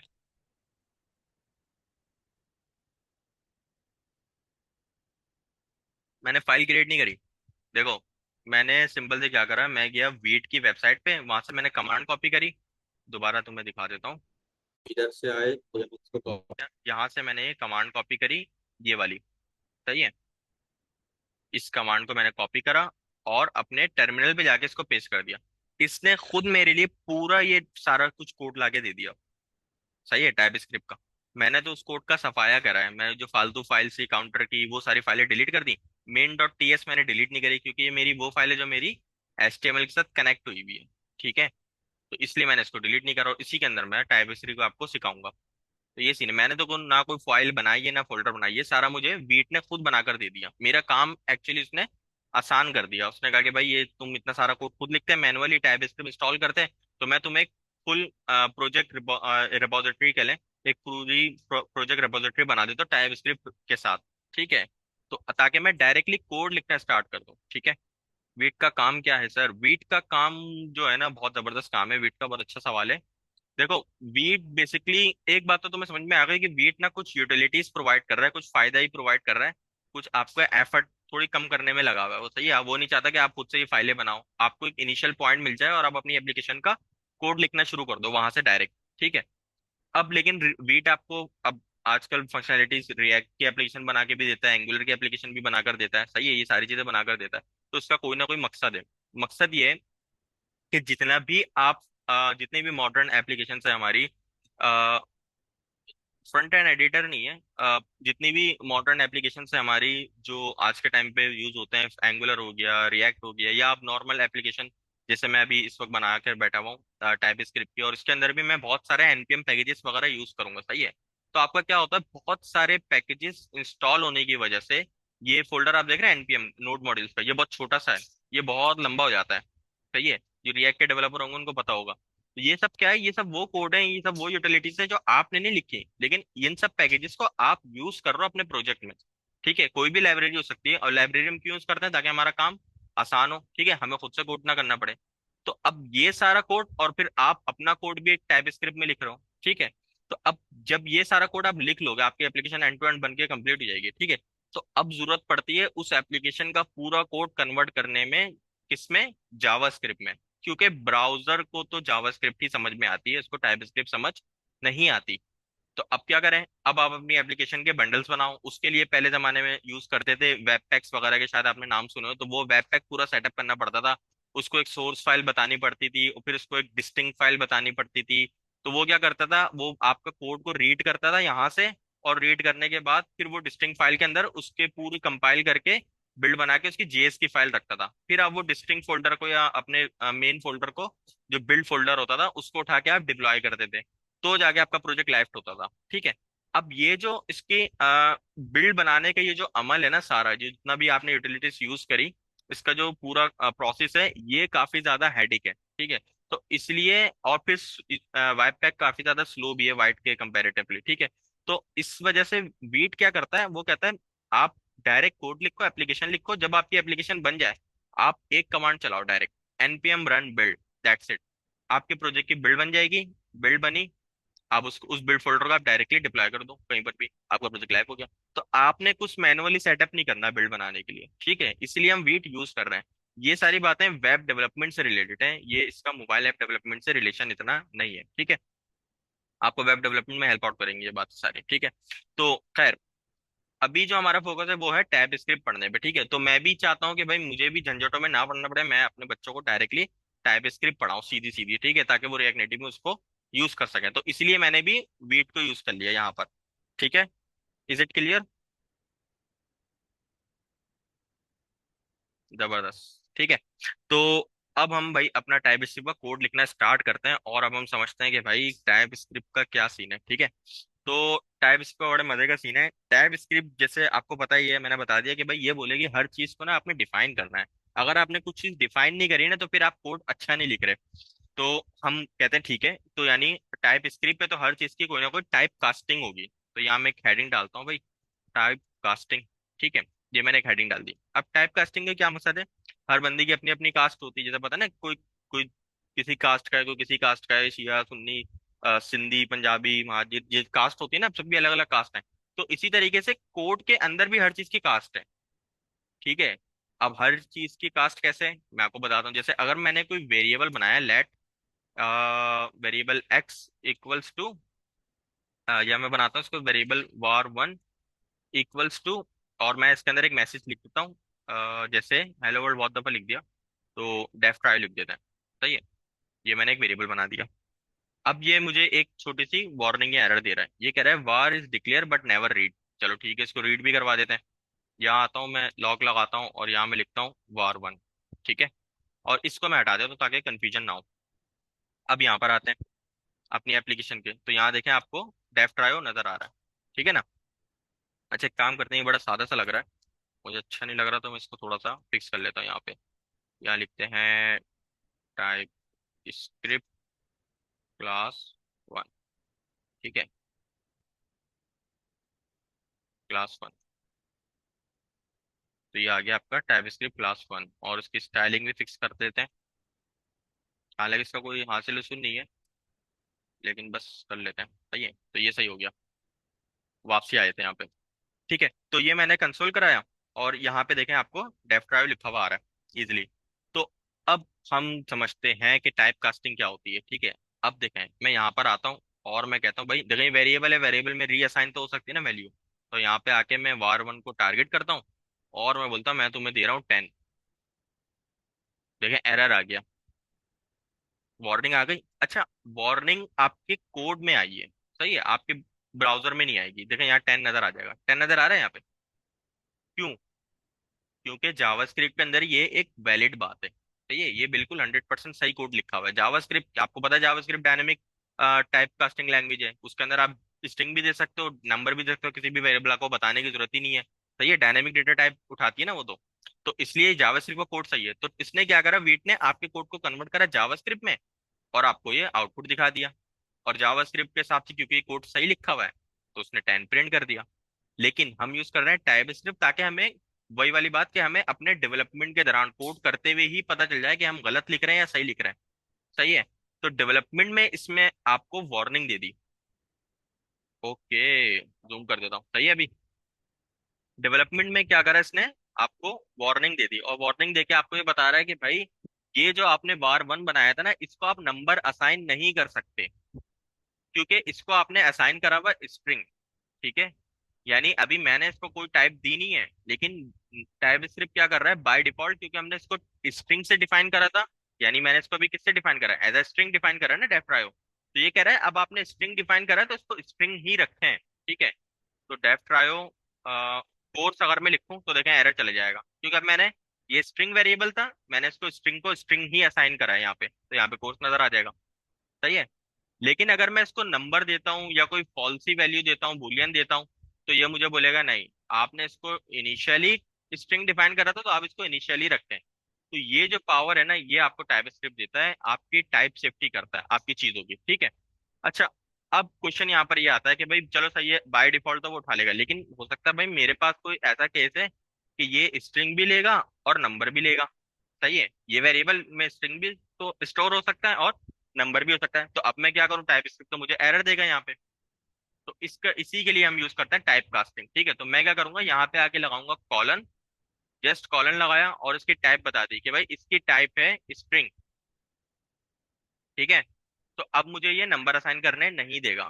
ठीक है, लेकिन अगर मुझे कोई वेरिएबल ऐसा बनाना है कि जिसको नंबर भी चाहिए, तो मैं यहाँ पे लिखूंगा var2, और इसकी टाइप मैं बना दूंगा नंबर। ठीक है, और अगर मैं इसको अभी यहाँ से हटाऊं तो देखें अब ये मुझे var2 में क्या दे रहा है, ये बोल रहा है अब आपने var2 नंबर टाइप का था, आपने उसको क्या असाइन करा दिया, स्ट्रिंग। ये तो एक स्ट्रिंग असाइन कराई ना, तो मुझे ये हटा के लिखना पड़ेगा 10। ठीक है, अब ये बोल रहा है नेवर रीड, तो मैं इसको रीड भी करा देता हूँ। ये मैंने इसको रीड भी करा दिया। ठीक है, तो नंबर को नंबर टाइप दी और स्ट्रिंग को स्ट्रिंग टाइप दी। सही है, यहां तक किसी को कोई क्वेश्चन है? नंबर को नंबर टाइप चले गई, स्ट्रिंग को स्ट्रिंग टाइप चले गई, और उसने हमें एरर भी नहीं दिया। और अगर मैं यहाँ पर आऊँ तो देखें डेफ ट्रायो 10 लिखा हुआ आ गया। ठीक है, क्लियर है ना यहाँ तक? अब हम वो बात कर लेते हैं कि भाई अगर मुझे नंबर और स्ट्रिंग दोनों देनी हो तो फिर मैं क्या करूं। तो भाई ऐसे भी कोई एक वेरिएबल बना लेते हैं भाई, लेट var3 इक्वल्स टू लगा के पहले लिखते हैं यहाँ पे डेफ ड्राइव की जगह सर्विसेज। ठीक है, और और इसको मैं एक टाइप दे देता हूँ स्ट्रिंग। और आपने एंड और के ऑपरेटर यूज करे ना, ये वाले एंड और, तो ये टाइप स्क्रिप्ट में भी आप यूज कर सकते हो इजीली, लेकिन सिंगल यूज करना पड़ता है यहाँ पे। ठीक है, इस तरीके से इसको अब अभी हम और डिटेल में देखेंगे आगे जाके एक्चुअली कैसे यूज कर सकते हैं। तो मैंने इसको बताया भाई या तो ये स्ट्रिंग होगा या तो ये नंबर होगा। सही है। और अब मैं क्या करता हूँ, अच्छा इसको रखते हैं ऊपर, और इस कोड को करते हैं, बल्कि कमेंट करने की भी जरूरत नहीं है, कंसोल को कमेंट करते हैं जस्ट, ठीक है। और बल्कि कमेंट कर दो उससे पहले कि वार्निंग दिखाएं, ठीक है। अब यहाँ पे आते हैं और var3 को मैं यहाँ पे प्रिंट कर लेता हूँ, ठीक है। तो अब देखें मैंने इसको क्या असाइन करा, स्ट्रिंग, लेकिन इसकी टाइप क्या है, स्ट्रिंग भी है और नंबर भी है, ठीक है। तो ये मुझे प्रिंट करा देगा। चले अब इसको नंबर असाइन करके देखते हैं, जैसे हम ऊपर असाइन कर रहे थे, मैंने var3 को टारगेट किया और अब मैंने इसको नंबर असाइन कर दिया 10। देखें जावास्क्रिप्ट में तो वो वैसे भी वैलिड है, वो 10 आ रहा है आपके पास, लेकिन अब आपके कोड से भी एरर चला गया, क्योंकि अब आपने एक प्रॉपर कोड लिखा है, अब आप उसको स्पेसिफाई कर रहे हो, उसको डिफाइन कर रहे हो कि भाई ये जो वेरिएबल है इसकी टाइप या तो स्ट्रिंग होगी या नंबर होगी, ठीक है। इसके अलावा इसकी टाइप कुछ भी और नहीं हो सकती, ठीक है। ये पावर है जावास्क्रिप्ट टाइप स्क्रिप्ट की, ठीक है, कि आप अपने कोड के ऊपर पूरा पूरा कंट्रोल ले लोगे, आप हर चीज डिफाइन करके चलोगे। बस जिसको ये फॉर्मूला समझ में आ गया यहाँ तक, उसको टाइप स्क्रिप्ट समझ में आ गई। इसी तरीके से अब आपको पता है कि जावास्क्रिप्ट के अंदर एरे होती हैं, ऑब्जेक्ट्स होते हैं, फंक्शंस होते हैं, तो जितनी भी चीज हम लिखेंगे उसकी टाइप बताएंगे, सही है, ताकि हम कुछ गलत ना लिख दें कोड, सही है ना। कोई दूसरा प्रोग्रामर, बार दफा पूरी टीम काम कर रही होती है, अगर आपने टाइप सही नहीं लिखी हुई, तो वो दूसरा डेवलपर आया, वो न, आप नंबर को स्ट्रिंग में यूज कर रहे हैं, वो नंबर को नंबर में लिख के चला गया, सही है, तो आपकी एप्लीकेशन क्रैश हो जाएगी, ठीक है। होगी नहीं, जावास्क्रिप्ट उसको अलाउ कर देगा, लेकिन कोई फंक्शन डिपेंड हुआ, आता है ना, not a number, undefined, is not convert to, कोई स्ट्रिंग के ऊपर मेथड लगा हुआ है, सही है, स्ट्रिंग के मेथड्स अलग है, नंबर्स के अलग है, ठीक है। तो स्ट्रिंग का मेथड लगा, वो नंबर लिखकर चला गया, तो स्ट्रिंग का मेथड नंबर पे तो लग नहीं सकता, आपकी एप्लीकेशन का कोड फट जाएगा। लेकिन अगर आपने प्रॉपर टाइप डिफाइन करी होगी, तो वो जब नंबर लिख रहा होगा ना, उसको कोड में एरर वार्निंग शो हो जाएगी, तो वो बोलेगा नहीं मैं कुछ गलत कोड लिख रहा हूँ, ठीक है। तो ये वहां पर भी आपका टाइम और एफर्ट रिड्यूस करेगी, और आप वहां पर भी जो दूसरे लोग हैं वो भी कोड सही लिख सकते हैं, ठीक है। Another advantage. अच्छा, अब हम क्या करते हैं, अब हम इसको थोड़ा सा और आगे चलते हैं, ठीक है। इसको हम और ज्यादा डिटेल में भी देखते रहेंगे, टाइप इसके भाई बहुत कुछ है। ये तो हमने जैसे छोटा सा समझा है कि भाई नंबर भी असाइन कर सकता हूँ, और मैं ये भी असाइन कर सकता हूँ, स्ट्रिंग भी, आप बुलियन भी असाइन कर सकते हो, जैसे अगर यहाँ पे आऊँ, मैं बुलियन भी लिख सकता हूँ यहाँ पे, ठीक है। तो अगर मैं यहाँ लिख दूँ var3 इक्वल्स टू ट्रू, तो ये भी मुझे अब एरर नहीं देगा, क्योंकि बुलियन भी मैंने अलाउ कर दिया। लेकिन हाँ, अगर मैं इसको हटा दूं तो बोलेगा गलत, अब आपने इसको बुलियन वैल्यू कैसे असाइन करी, ट्रू आप कैसे असाइन कर रहे हो, ठीक है। तो इस तरीके से वर्क करता है। अब हम चलते हैं थोड़ा सा और एडवांस टाइप के ऊपर, ठीक है, इसको भी कमेंट कर देते हैं। और यहाँ पे आके हम देखते हैं कि भाई अरे के साथ हम कैसे काम कर सकते हैं, ठीक है। लेट मैंने अरे बनाई, और एक अरे की मैंने कुछ नंबर्स उसके अंदर ऐड कर दिए, ठीक है, कुछ रैंडम नंबर मैंने ऐड कर दिए। अब इस अरे को मैं यहाँ पे लॉक करा लेता हूँ इस तरीके से। जब मैंने इस अरे को यहाँ पे लॉक कराया और यहाँ पे जाके देखा, तो मेरे पास ये अरे आ गई 10 2 4 जो भी थे मेथड्स, ठीक है। अब मैं क्या करता हूँ, इस अरे के अंदर एक एलिमेंट पुश करने की कोशिश करता हूँ, जो कि होगा 11, ठीक है। अब मैं इसके अंदर 11 पुश कर रहा हूँ अरे के अंदर, ठीक है, इंसर्ट करना चाह रहा हूँ। तो कोड में आके देखते हैं, देखिए इसने 11 पुश कर दिया, और 11 एज अ स्ट्रिंग पुश हुआ है, क्योंकि जावास्क्रिप्ट डायनेमिक टाइप एक्सेप्ट करती है। तो उसने बोला ठीक है भाई आप पुश करो, लेकिन टाइप स्क्रिप्ट ने यहाँ पे आपको वार्निंग दे दी। उसने बोला कि देखो आपकी फाइल पूरी रेड हो चुकी है, उसने बोला कि भाई आपने एक बग लिखा है यहाँ पे। कैसे, जब हम इस पे होवर करेंगे, तो ये आपको बताएगा कि भाई आप आर्गुमेंट स्ट्रिंग असाइन कर रहे हो नंबर के अंदर, तो string assign is not assignable to the parameter of number, आप स्ट्रिंग इस पे असाइन ही नहीं कर सकते। तो मैं कहता हूँ ठीक है भाई, आपने मुझे वार्निंग दे दी, मैं इसके अंदर नंबर ही असाइन कर लेता हूँ, मुझसे गलती हो गई, मैं 11 एज अ नंबर ऐड कर लेता हूँ, ठीक है। तो आप देखें यहाँ पे एक नंबर आ गया, तो आपका कोड एरर से बच गया, ठीक है। तो अब यहाँ पर हमने इस एरे को कोई टाइप डिफाइन नहीं करी, क्योंकि बाय डिफॉल्ट हमने इसको नंबर बनाए थे, तो इसने बाय डिफॉल्ट इसकी टाइप उठा ली क्या, नंबर। तो अगर आप इसको स्ट्रिंग और नंबर दोनों ही करना चाहते हो, ठीक है, तो इस तरीके से आप इसको भी यहाँ पे डिफाइन कर दोगे। लेकिन एरे का डिफाइन करने का तरीका थोड़ा सा डिफरेंट होता है, ठीक है। कैसा होता है मैं आपको बताता हूँ। देखिए यहाँ पर सबसे पहले आए और लगाए कॉलन, क्योंकि इस वेरिएबल की आप टाइप बता रहे हो, आप ये बताना चाह रहे हो इसको कि भाई इस एरे के अंदर जितने भी नंबर होंगे, ठीक है, या इस तरह कर लूँ, ये एक अरे वेरिएबल है, तो मैंने अरे का निशान डाल दिया यहाँ पे, ठीक है। सैंपल डाल दिया, और इस अरे के अंदर जितने भी नंबर होंगे वो सारे नंबर टाइप के होंगे। बस इतनी सी बात थी, ये हमने बना दिया यहाँ पे। ठीक है, तो अब ये क्या हो गया, आपने इसकी प्रॉपर टाइप डिफाइन कर दी कि भाई अब इसके अंदर जितने भी नंबर इंसर्ट आप करोगे वो नंबर टाइप के ही होंगे। अगर मैं इसको स्ट्रिंग कर दूं, यानी इसके अंदर जितने भी एलिमेंट होंगे वो सारे स्ट्रिंग टाइप के होंगे। ठीक है, तो देखें ये कोड वैलिड हो जाएगा। कौन सा वाला? ये वाला स्ट्रिंग वाला। देखें यहाँ एरर चला गया, लेकिन जहां आपने उसको डिफाइन करा है वो आपको वही एरर देना शुरू हो गया, बोल रहा है ये तो सब आपने नंबर इंसर्ट कर दिया है और आपने डिफाइन करे एक एरे जो कि स्ट्रिंग टाइप की हो। ठीक है ना? तो ये प्रॉब्लम है।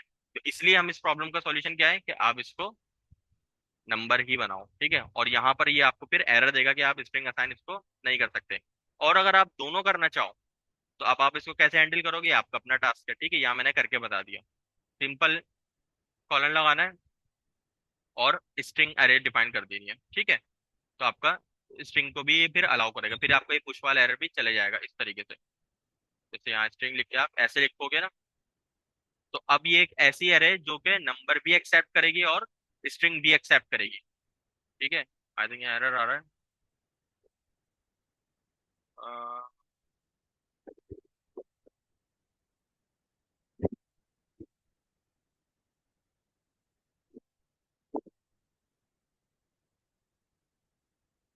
आई थिंक मैं कुछ गलत कोड लिख रहा हूँ, मैं इसको पहले करेक्ट कर लेता हूँ।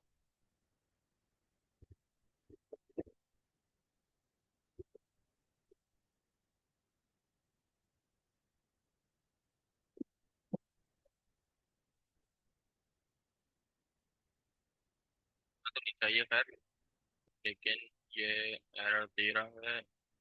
आई थिंक मैं इसका सेंटेक्स में प्रॉब्लम कर रहा हूँ, और इसमें कोई प्रॉब्लम नहीं होगी अदरवाइज।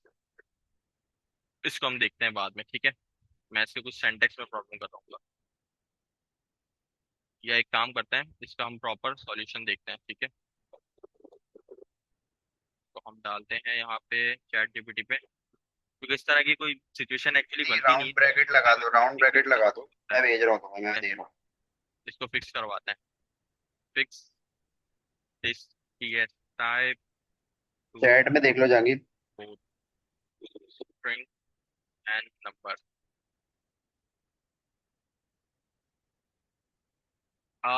ठीक है, देखो मैंने कहा ना मैं सिंटैक्स में प्रॉब्लम कर चैट रहा हूँ। में देख ठीक लो, है, चैट में यही तो बोल और रहा था। कोई इशू नहीं है।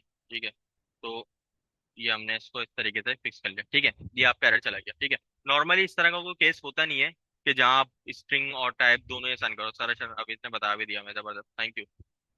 ओके, टाइम खत्म होने वाला है, हम रिज्वाइन कर लेंगे। ठीक है, तो इस तरीके का नॉर्मली केस बनता नहीं है, ना मैंने कभी इसको यूज करा है, लेकिन सेंटेक्स सेंटेक्स आप अपडेट यूज कर सकते हो। ठीक है, लेकिन आपका सॉल्यूशन मौजूद है हर चीज का। ठीक है, तो ये वो अरे जो आपको स्ट्रिंग भी अलाउ करेगी और नंबर भी अलाउ करेगी। ठीक है, अब बस इससे फायदा ये है कि आपकी जो कोड है, इसकी जो टाइप है वो तरह सी सेव हो गई। ठीक है, अब आपको पता है कि अगर आप इस एरे के अंदर कोई वैल्यू पुश करोगे जो कि बूलियन टाइप की होगी, जिसके लिए मैं यहाँ ट्रू लिख सकता हूँ, TRUE। ठीक है, तो ये आपको एरर दे देगा। ठीक है, लेकिन अगेंस्ट अगर मैं कोई नंबर ऐड करता हूँ, कहते हैं, ठीक है, तो ये आपको अब दोनों अलाउ कर देगा यहाँ पे। सही है, नंबर भी और स्ट्रिंग भी। अच्छा खैर, तो अब हम क्या करते हैं, simple is that, simple is that, simple is that, यहाँ पे आके कुछ और टॉपिक एक्सप्लोर करते हैं इसमें। ठीक है, फर्दर एरे और नंबर को तो आपको समझ में आ गया। ठीक है, अच्छा अब जावास्क्रिप्ट में बड़ी मजे की चीज होती है ऑब्जेक्ट, जो कि बहुत ज्यादा यूज भी होता है। ठीक है, तो ऑब्जेक्ट को भी हैंडल करना सीख लेते हैं। ठीक है भाई, ऑब्जेक्ट बनाया, और मैंने एक ऐसा ऑब्जेक्ट बनाया जिसके अंदर मैंने नेम रखा, और नेम रख दिया मैंने मलिक। तो ये एज रखी, और एज रख दी 22, जबकि है नहीं। ठीक है, और यहाँ पे हमने एक लॉग लगा दिया, और लॉग हमने लगा दिया ऑब्जेक्ट का। ठीक है, तो यहाँ पर अगर अभी हम देखें तो इसने एक ऑब्जेक्ट बना दिया जिसके अंदर नेम है और एज है। अगर इस ऑब्जेक्ट के अंदर मैं कोई एडिशनल वैल्यू ऐड करना चाहूँ, लाइक से जैसे ईमेल, ठीक है, तो ये मुझे अभी से एरर दे देगा। ठीक है, अब ये क्या बोलेगा, बोलेगा भाई आपने जो ऑब्जेक्ट बनाया है, क्योंकि आपने खुद से तो कोई टाइप डिफाइन करी नहीं, तो मैं इसकी टाइप जो बाय डिफॉल्ट समझ रहा हूँ वो इसकी जो कीज पैरामीटर है वो नंबर और एज ही है। ठीक है, तो आप इन्हीं में से किसी चीज को अपडेट कर लें, उसके अलावा अगर आप कोई ऐड करना चाहेंगे तो वो टाइप मौजूद नहीं है। ठीक है, क्योंकि इसकी बाय डिफॉल्ट टाइप जो, अगर इस पर होवर करें तो क्या है, नेम और एज। ठीक है, इसलिए आपको ये अलाउ नहीं कर रहा है, लेकिन क्योंकि जावास्क्रिप्ट में ये अलाउ है तो यहाँ पे आपको देखने को मिल जाएगा ईमेल भी। ठीक है, तो अब इसको कैसे फिक्स करें? सिमिलरली जैसे हमने एरे को फिक्स किया था, यहाँ पर हम आएंगे और इसकी एक टाइप बताएंगे, कॉलन लगाया, टाइप बताने के लिए हमेशा कॉलन। और क्योंकि ऑब्जेक्ट है तो मैं ऑब्जेक्ट सैंपल यूज करूंगा, एरे के लिए हमने एरे यूज करा था। ठीक है, तो अब यहाँ पे आके हम इसकी टाइप ये बताते हैं कि भाई आपके पास होगा एक नेम, ठीक है, जिसकी टाइप होगी स्ट्रिंग। आपके पास होगी एज, जिसकी टाइप होगी नंबर।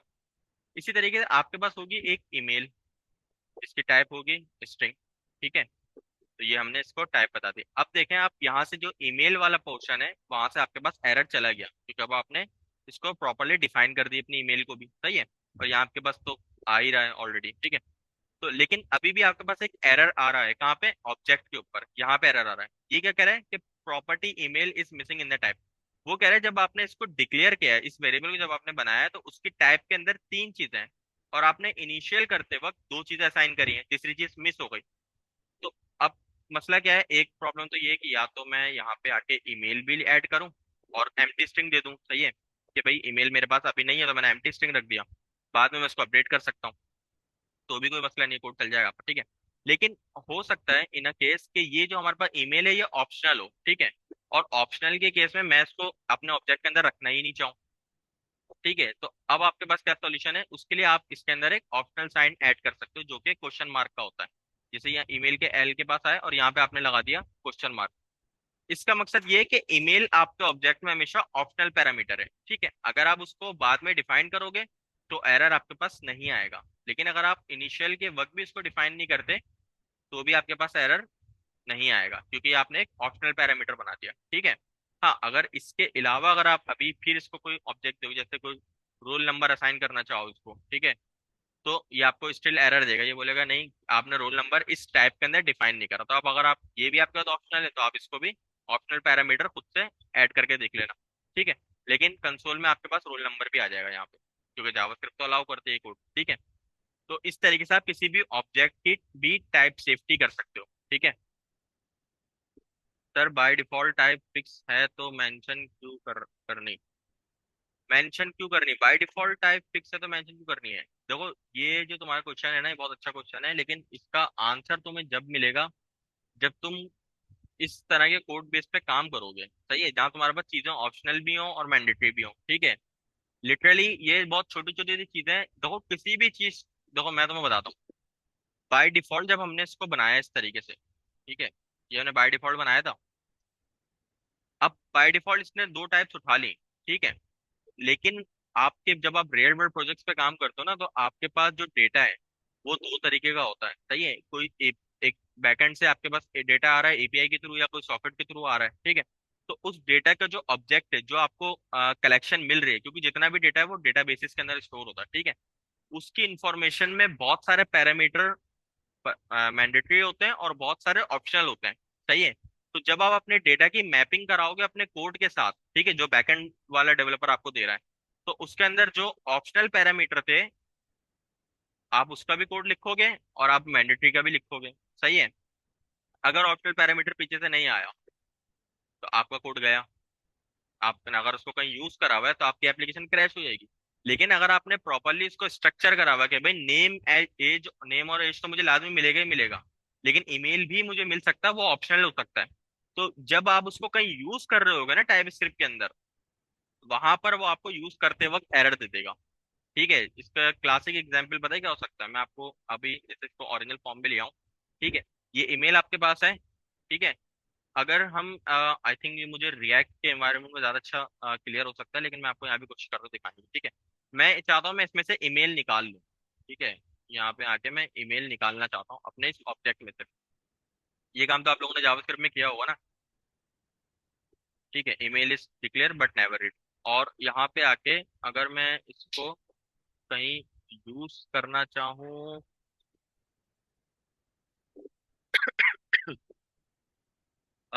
लाइक से मैं अगर कोई फंक्शन बनाऊं और इस फंक्शन का नाम रखते हैं ऐप, ठीक है, और इस फंक्शन की रिटर्न टाइप रखते हैं स्ट्रिंग। ठीक है, ये फंक्शन है जो कि स्ट्रिंग रिटर्न करेगा, और अभी मैं इसको स्ट्रिंग रिटर्न करा देता हूँ और ये कोड मैं इसके अंदर ले आता हूँ। ठीक है, अच्छा इसको ऐसे करना पड़ेगा, और इस फंक्शन को हम यहाँ पे कॉल भी कर देते हैं। ठीक है, तो अब मैं क्या करता हूँ यहाँ पे, ये बता रहा हूँ यहाँ पे ये। ठीक है, तो आई थिंक तरीके से और पे आके मुझे स्ट्रिंग। ठीक है ना, अब देखें यहाँ पे मैं स्ट्रिंग रिटर्न करता हूँ। ठीक है, और यहाँ पे करता हूँ लॉग। ये मैंने आपके सवाल के ऊपर थोड़ी सी लंबी कर दी, लेकिन अच्छा है आपका सवाल, तो आपको आंसर मिल जाएगा। अब आप एक चीज नोट करें, हम टाइप स्क्रिप्ट का कोड लिख रहे हैं। ठीक है ना, टाइप स्क्रिप्ट के कोड के अंदर मैं हर चीज की टाइप बताऊंगा। मैंने एक फंक्शन बनाया है जिसकी रिटर्न टाइप स्ट्रिंग है, यानी ये एक ऐसा फंक्शन है जो हमेशा स्ट्रिंग को रिटर्न करेगा। ठीक है, अभी मैंने इस फंक्शन को कॉल करा और मैंने email as a string hard coded return करा दी। मेरे पास ईमेल आ गई। ठीक है, हाँ मेरे पास डायरेक्टली ईमेल आ रही है। अच्छा ये वाला ईमेल आ रही है ना, तो इसको मैं ऐसा करता हूँ, इसको रिटर्न मिलेगा ना यहाँ पे, तो मैं इसको कंसोल में ले आता हूँ। ठीक है,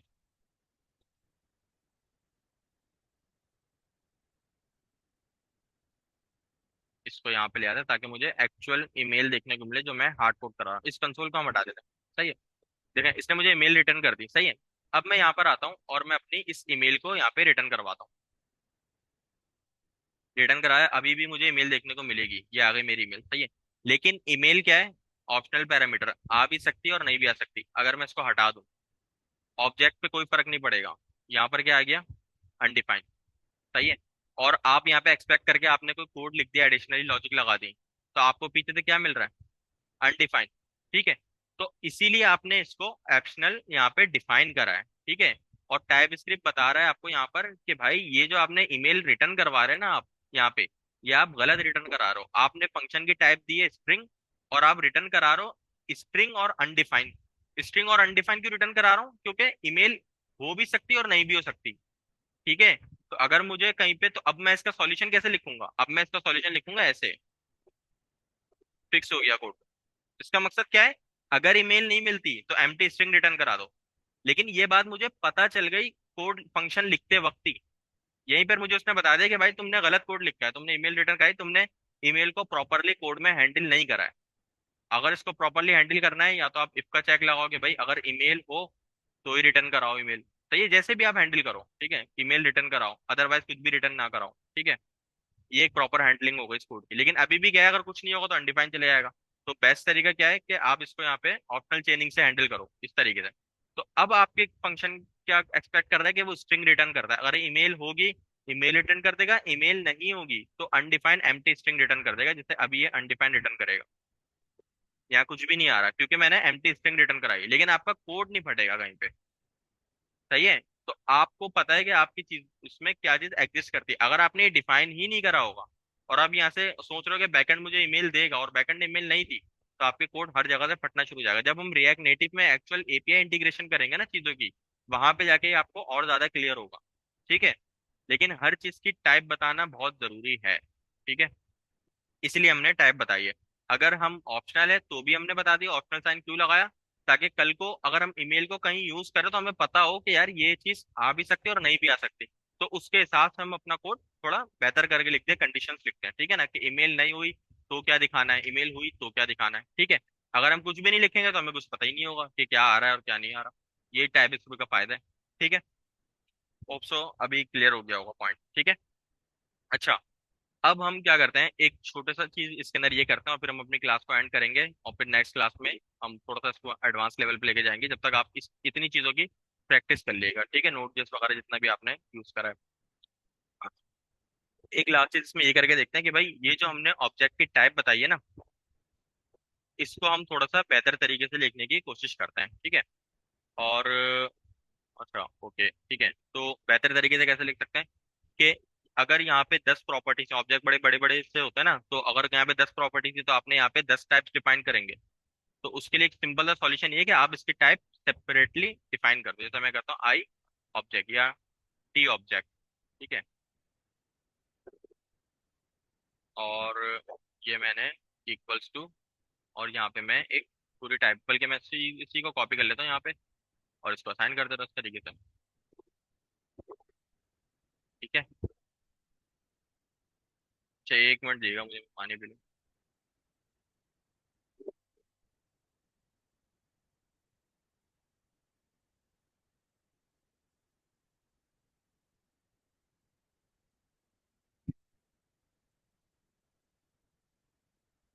ठीक है, अच्छा अब हम क्या करते हैं, यहाँ पे आके ये हमने एक टाइप बनाई, इसको यहाँ पे आके इधर हम पेस्ट कर देंगे, सिंपल।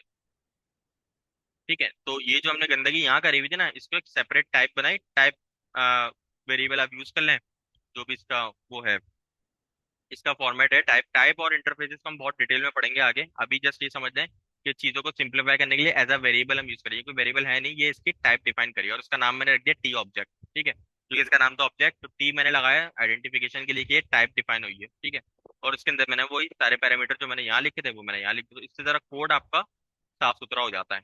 ठीक है, ये पॉइंट हो गया। इसी के साथ अब हमारा एक छोटा सा लास्ट पॉइंट है, आई थिंक उसको अभी आप बताएं कि अभी आप लोगों की थोड़ी सी हिम्मत ताकत है, हम 15-20 मिनट सेशन को और आगे लेके जाएं या नेक्स्ट क्लास से रखें?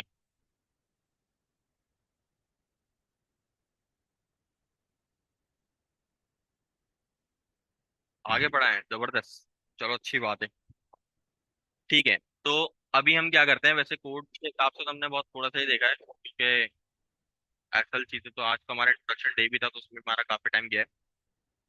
अब हम क्या करते हैं, थोड़ा सा ये तो हमें समझ में आ गई मोटी मोटी सी चीजें कि भाई टाइप डिफाइन करनी है और किस तरीके से उसको सॉल्यूशन करना है। ठीक है, अगर कहीं फंसो तो पूछ लेना, इस चीजों की प्रैक्टिस में सही है। अगर कहीं टाइप तो तुम्हें, अगर तुम्हारा इंटेलिजेंस तुम्हारी क्लिक कर रही हो ना, जैसे यहाँ पे मैंने इंटेलिजेंटली, मुझे पता है कि ये चीज हैंडल होती है, ये साइन को यूज करके इसको भी यूज करता हूँ, इसको भी यूज कर सकता हूँ, लेकिन मैं सेंटेक्स गलत लिख रहा था। तो वो सेंटेक्स तुम किसी भी एआई टूल्स के थ्रू या अगर तुमने को पायलट वगैरह यूज करते हो तो ऐसे लगाओ और फिक्स दिक्स लिख दो, तो तुम्हारे लिए फिक्स कर देगा।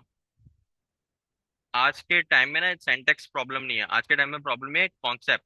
ठीक है, कोड, एआई टूल्स, ये जितनी भी चीजें हैं ना, इसको भी जब ही यूज कर पाओगे जब तुम्हें पता होगा कि तुम्हें करना क्या है और तुम्हें कितना आता है। सही है, जो 10 साल का इंजीनियर है ना, जिसका 10 साल का एक्सपीरियंस है इंजीनियर का, वो एआई टूल जो यूज करता है ना, वो मसले हल करता है जो आप कभी कर ही नहीं सकते। उन मसलों को आपको पता ही नहीं ना, आपने काम ही नहीं करा। ठीक है, हर बंदा अपने हिसाब से चीजों को यूज करता है।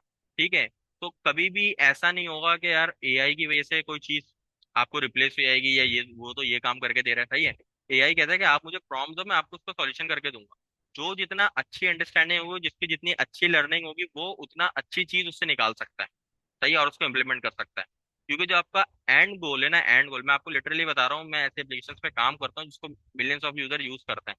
आपको जो एंड गोल है ना, एंड वो बहुत इंपॉर्टेंट लिखता है कि आपने क्या लाइन ऑफ कोड लिख के दिया है। एआई का कोड ब्लैंकली कोई भी बंदा यूज नहीं कर सकता अगर कोई real world production grade app पे काम करता है।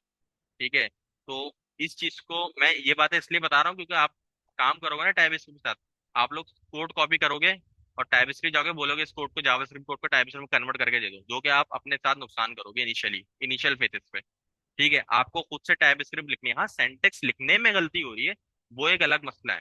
ठीक है, वैसे तो मैं एंड टू एंड आपको एक एक चीज बता रहा हूँ, कोर्स के अंदर पूरी टाइप स्क्रिप्ट हम 2-3 क्लासों में खत्म करेंगे। ठीक है, लेकिन आपने जब खुद से भी लिखने बैठो तो आपने कोशिश खुद करनी है टाइप स्क्रिप्ट लिखने की। ठीक है, एचटीएमएल की कोई टाइप अभी हम देखेंगे, एचटीएमएल कैसे हम टाइप के हैंडल हैंडल करते हैं। ठीक है, तो अगर आपको पता नहीं कि यार एचटीएमएल इसकी टाइप होती क्या एचटीएमएल में, वो आप चैट जीपीटी से पूछो, लेकिन कोड कॉपी पेस्ट करा के पूरा सॉल्यूशन टाइप स्क्रिप्ट में उससे बनवाकर नहीं यूज करना। ठीक है, इनिशियली जब तक आप एटलीस्ट हमारे साथ रिएक्ट नेटिव में काम कर रहे हो। सही है, मैं चाहता हूँ आपको खुद से कोड लिखना है, जब तक आपको खुद से चीजें लिखने नहीं आएंगे आप कभी भी उसको डिबग नहीं कर पाओगे।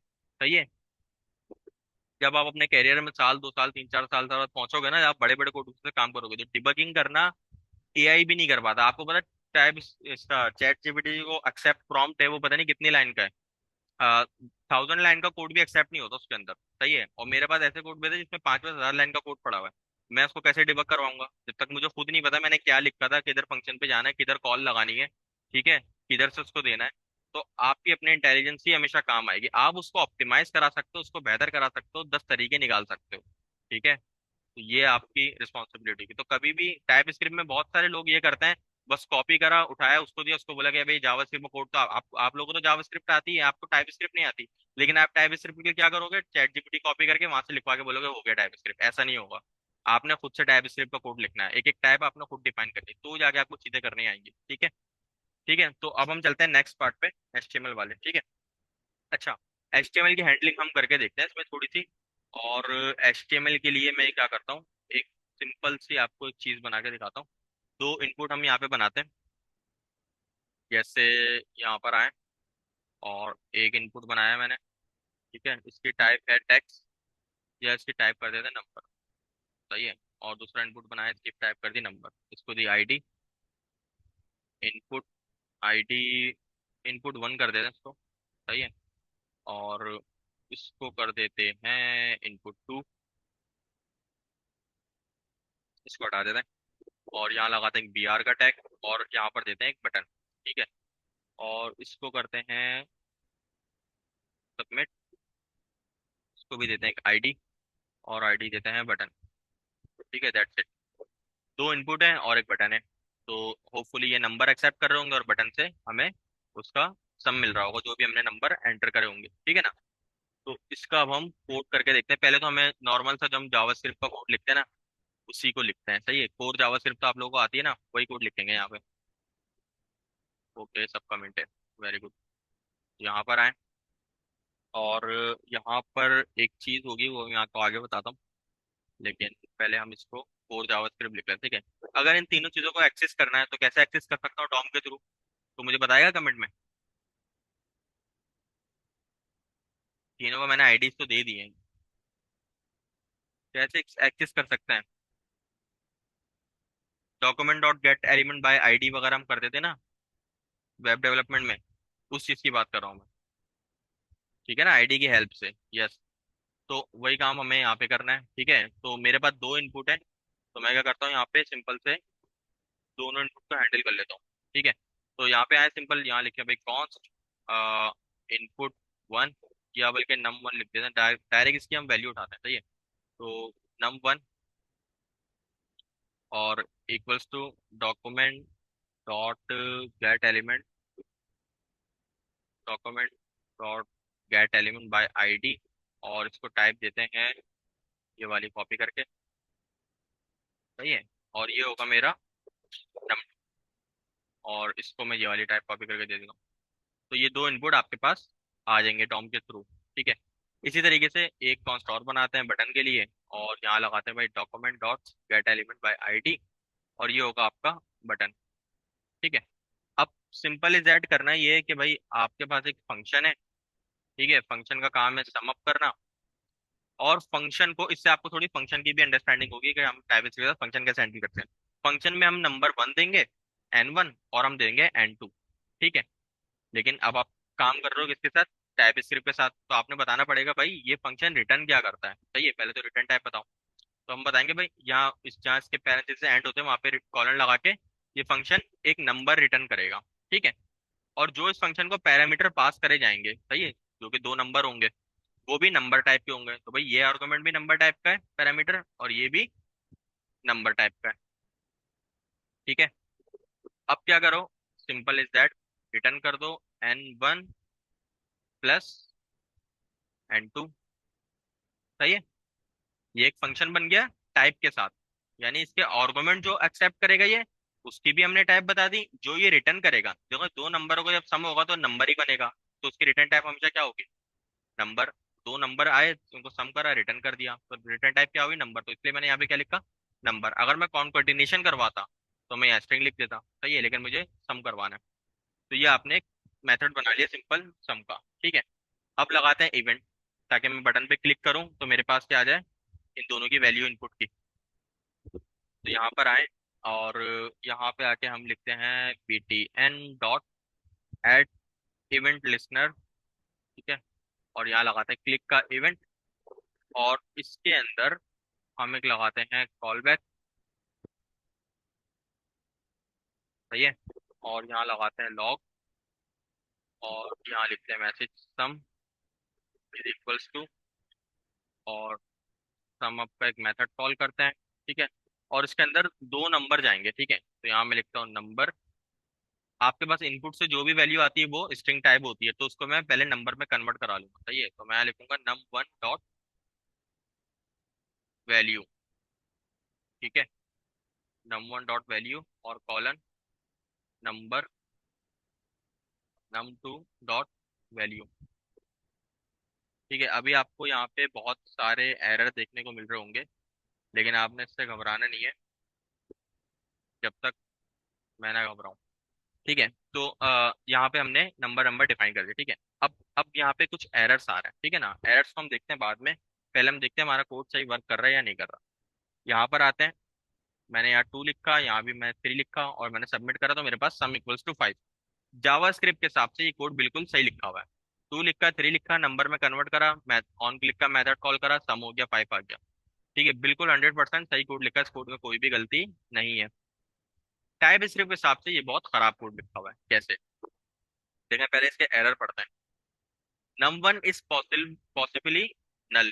ठीक है, वो कह रहा है ये num1 आपने लिखा ये नल हो सकता है, और इसको भी वो कह रहा है num2 भी पॉसिबली नल हो सकता है। तो वो कह रहा है अब आप एक नल को असाइन कर रहे हो सम के मेथड में जो कि नंबर एक्सेप्ट करता है, तो यहाँ मैंने नल तो कहीं लिखा नहीं है। तो नल ये क्यों हो सकता है? ठीक है, नल ये इसलिए हो सकता है कि अभी तक इसको इस चीज की मेक श्योर नहीं है कि ये जो आपने 3 एलिमेंट जो गेट करे हैं यहाँ से, जो इनपुट आपने यहाँ से गेट करे हैं document dot get element by ID से, ये वाकई में एचटीएमएल के अंदर एग्जिस्ट करते हैं या नहीं करते। सही है, वैसे तो एज अ ह्यूमन बींग मैंने इनपुट बनाया है तो जाके मैंने डॉम की प्रॉपर्टी लिखी है। ठीक है, लेकिन अगर यहाँ पे मैं कुछ चित्रा बना दूं, लाइक से इनपुट 3 बना दिया मैंने, सही है, और उसको मैंने बोल दिया num3, इसको मैं कहीं यूज भी कर लूंगा ना, अगर मैं इसको लॉक करा दूं कहीं पे। ठीक है, ये मैंने यूज कर लिया, देखा एरर तो मुझे बस कोई भी नहीं आ रहा। ठीक है, लेकिन क्या ये इनपुट 3 एचटीएमएल के कोड के अंदर है या नहीं है? एचटीएमएल के कोड के अंदर ये नहीं है। ठीक है, तो इसकी कोई गारंटी नहीं है कि इसके अंदर से वैल्यू निकलेगी या नहीं निकलेगी, क्योंकि ये तो एचटीएमएल कोड में ही नहीं है। तो फिर आप कैसे मेक श्योर करोगे कि आपकी चीज वो एग्जिस्ट करती है या नहीं करती? उसके लिए आपके पास एक छोटा सा एक्सक्लेमेशन मार्क होता है, उसको आप यूज कर लो तो आपको वो मेक श्योर करने की अलाउ कर देगा। उसको हम कहते हैं नॉन नल असर्शन ऑपरेटर। ठीक है, और उसका साइन होता है ये एक्सक्लेमेशन मार्क। बस आपने यहाँ आके लगाया एक्सक्लेमेशन मार्क्स इस तरीके से, और यहाँ भी आके आपने लगा दिया एक्सक्लेमेशन मार्क। ठीक है, तो देखें ये जो नम पर जो नल का एलिमेंट था, एरर था, वो चला गया। अब एरर किस पर आ रहा है? सिर्फ वैल्यू पर। ठीक है, अब वैल्यू पर एरर आ रहा है। ठीक है, अब वो क्या, अब एरर क्यों दे रहा है? ठीक है, अब एरर उस पर दे रहा है, अब वो कह रहा है कि भाई ये जो तुमने दो चीजें गेट करी है, इस बात की क्या गारंटी है कि ये दोनों इनपुट ही है? मतलब हो सकते हो बटन भी तो ऐसे गेट करते हैं, कोई डिफ का एलिमेंट होता है उसको भी ऐसे ही गेट करते हैं हम। ठीक है, तो अब वो इस चीज की एश्योरिटी मांग रहा है आपसे कि भाई इसकी क्या गारंटी है कि वो इनपुट ही है जिसमें से आप वैल्यू निकाल लो, क्योंकि वैल्यू सिर्फ इनपुट से ही निकलती है। ठीक है ना, तो उसके लिए अब हम क्या करना पड़ेगा, इसको बताना पड़ेगा भाई ये जो फर्स्ट वन है ये as a HTML input element है। ठीक है, HTML HTML इनपुट एलिमेंट। और अच्छा, यहाँ पे लगाता हूँ मैं एक्सक्लेमेशन मार्क, ये थोड़ा सा सिंटैक्स का प्रॉब्लम हो गया, इस तरीके से। ठीक है, और ये जो अब देखो फर्स्ट वन से चला गया, अब उसको 100% पता है कि ये एक डॉम की प्रॉपर्टी से आपने इनपुट को गेट करा है और वो वाकई में एग्जिस्ट करता है। वो कैसे पता चला? नल नॉन नल असर्शन ऑपरेटर से। ठीक है, और हाँ ये इनपुट HTML ही है। ठीक है, तो यहाँ पर भी हम लगा देंगे HTML इनपुट एलिमेंट, तो अब आपके कोड में से ये एरर 100% रिमूव हो जाएंगे। अब आप मेक श्योर कर रहे हो कि मैंने दो इनपुट HTML से गेट करे हैं जो कि एग्जिस्ट भी करते हैं और वो इनपुट एलिमेंट ही है। अब जाके अलाउ करेगा आपको इसको सम करना। ठीक है, सम तो हमारे पास पहले भी हो रहा था, लेकिन टाइप स्क्रिप्ट के जो एरर थे वो ऐसे रिजॉल्व होंगे HTML वाले। ठीक है, ये आपके कहाँ यूज होंगे इस तरह की चीजें? आप कोर HTML से तो करोगे नहीं रिएक्ट में, लेकिन कहीं पर आप इवेंट बनाते हो ना, जैसे आपने इस तरीके से इवेंट बनाए होंगे फंक्शन करके, जैसे ई का कोई इवेंट आ गया। ठीक है, ई का कोई इवेंट आ गया इस तरीके से, तो अब टाइप स्क्रिप्ट में काम करोगे ना तो इस इवेंट की भी टाइप देनी पड़ती है। तो वो किस ऑब्जेक्ट का है, इनपुट का इनपुट एलिमेंट है या नॉर्मल डिफ एलिमेंट है या कोई बटन है, तो वो टाइप जब तक आप यहाँ पे इसको ऐसे डिफाइन नहीं करोगे ना, ये अंडरस्टैंड नहीं करेगा ये चल क्या रहा है। ठीक है, तो ये चीज आपको रिएक्ट में देखने को मिलेगी, रिएक्ट नेटिव के अंदर। लेकिन ये इसकी टाइप, हर एलिमेंट की अपनी टाइप भी टाइप स्क्रिप्ट आपको अलाउ करता है। जैसे मैं यहाँ पर मैंने HTML इनपुट एलिमेंट को यूज करा है। ठीक है, यहाँ तक क्लियर है सबको? इसमें कोई क्वेश्चन?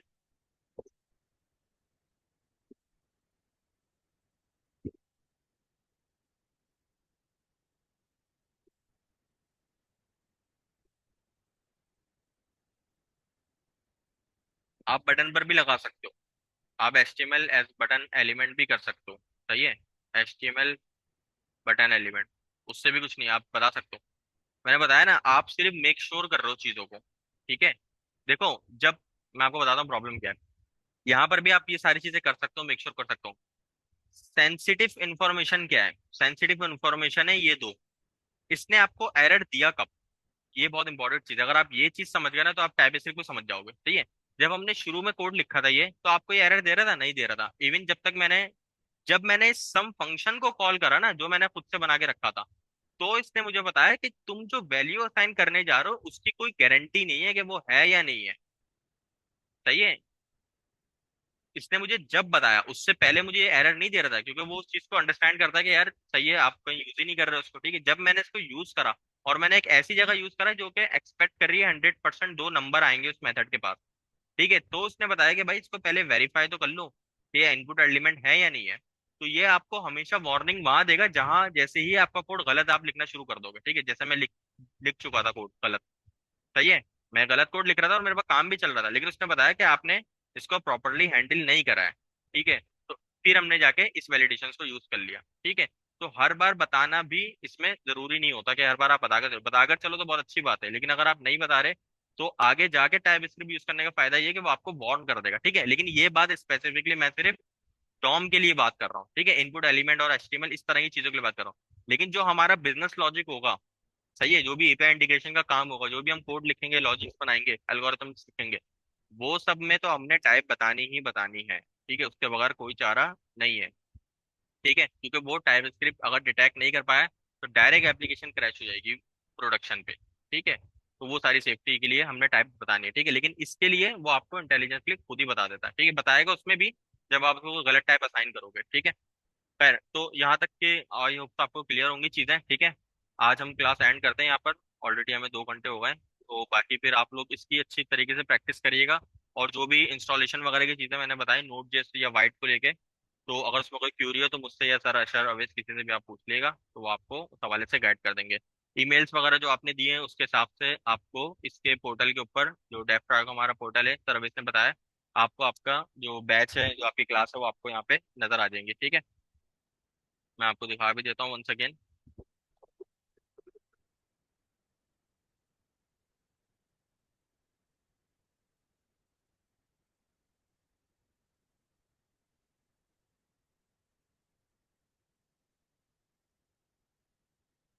एड काफी स्लो चल रहा है। सही है,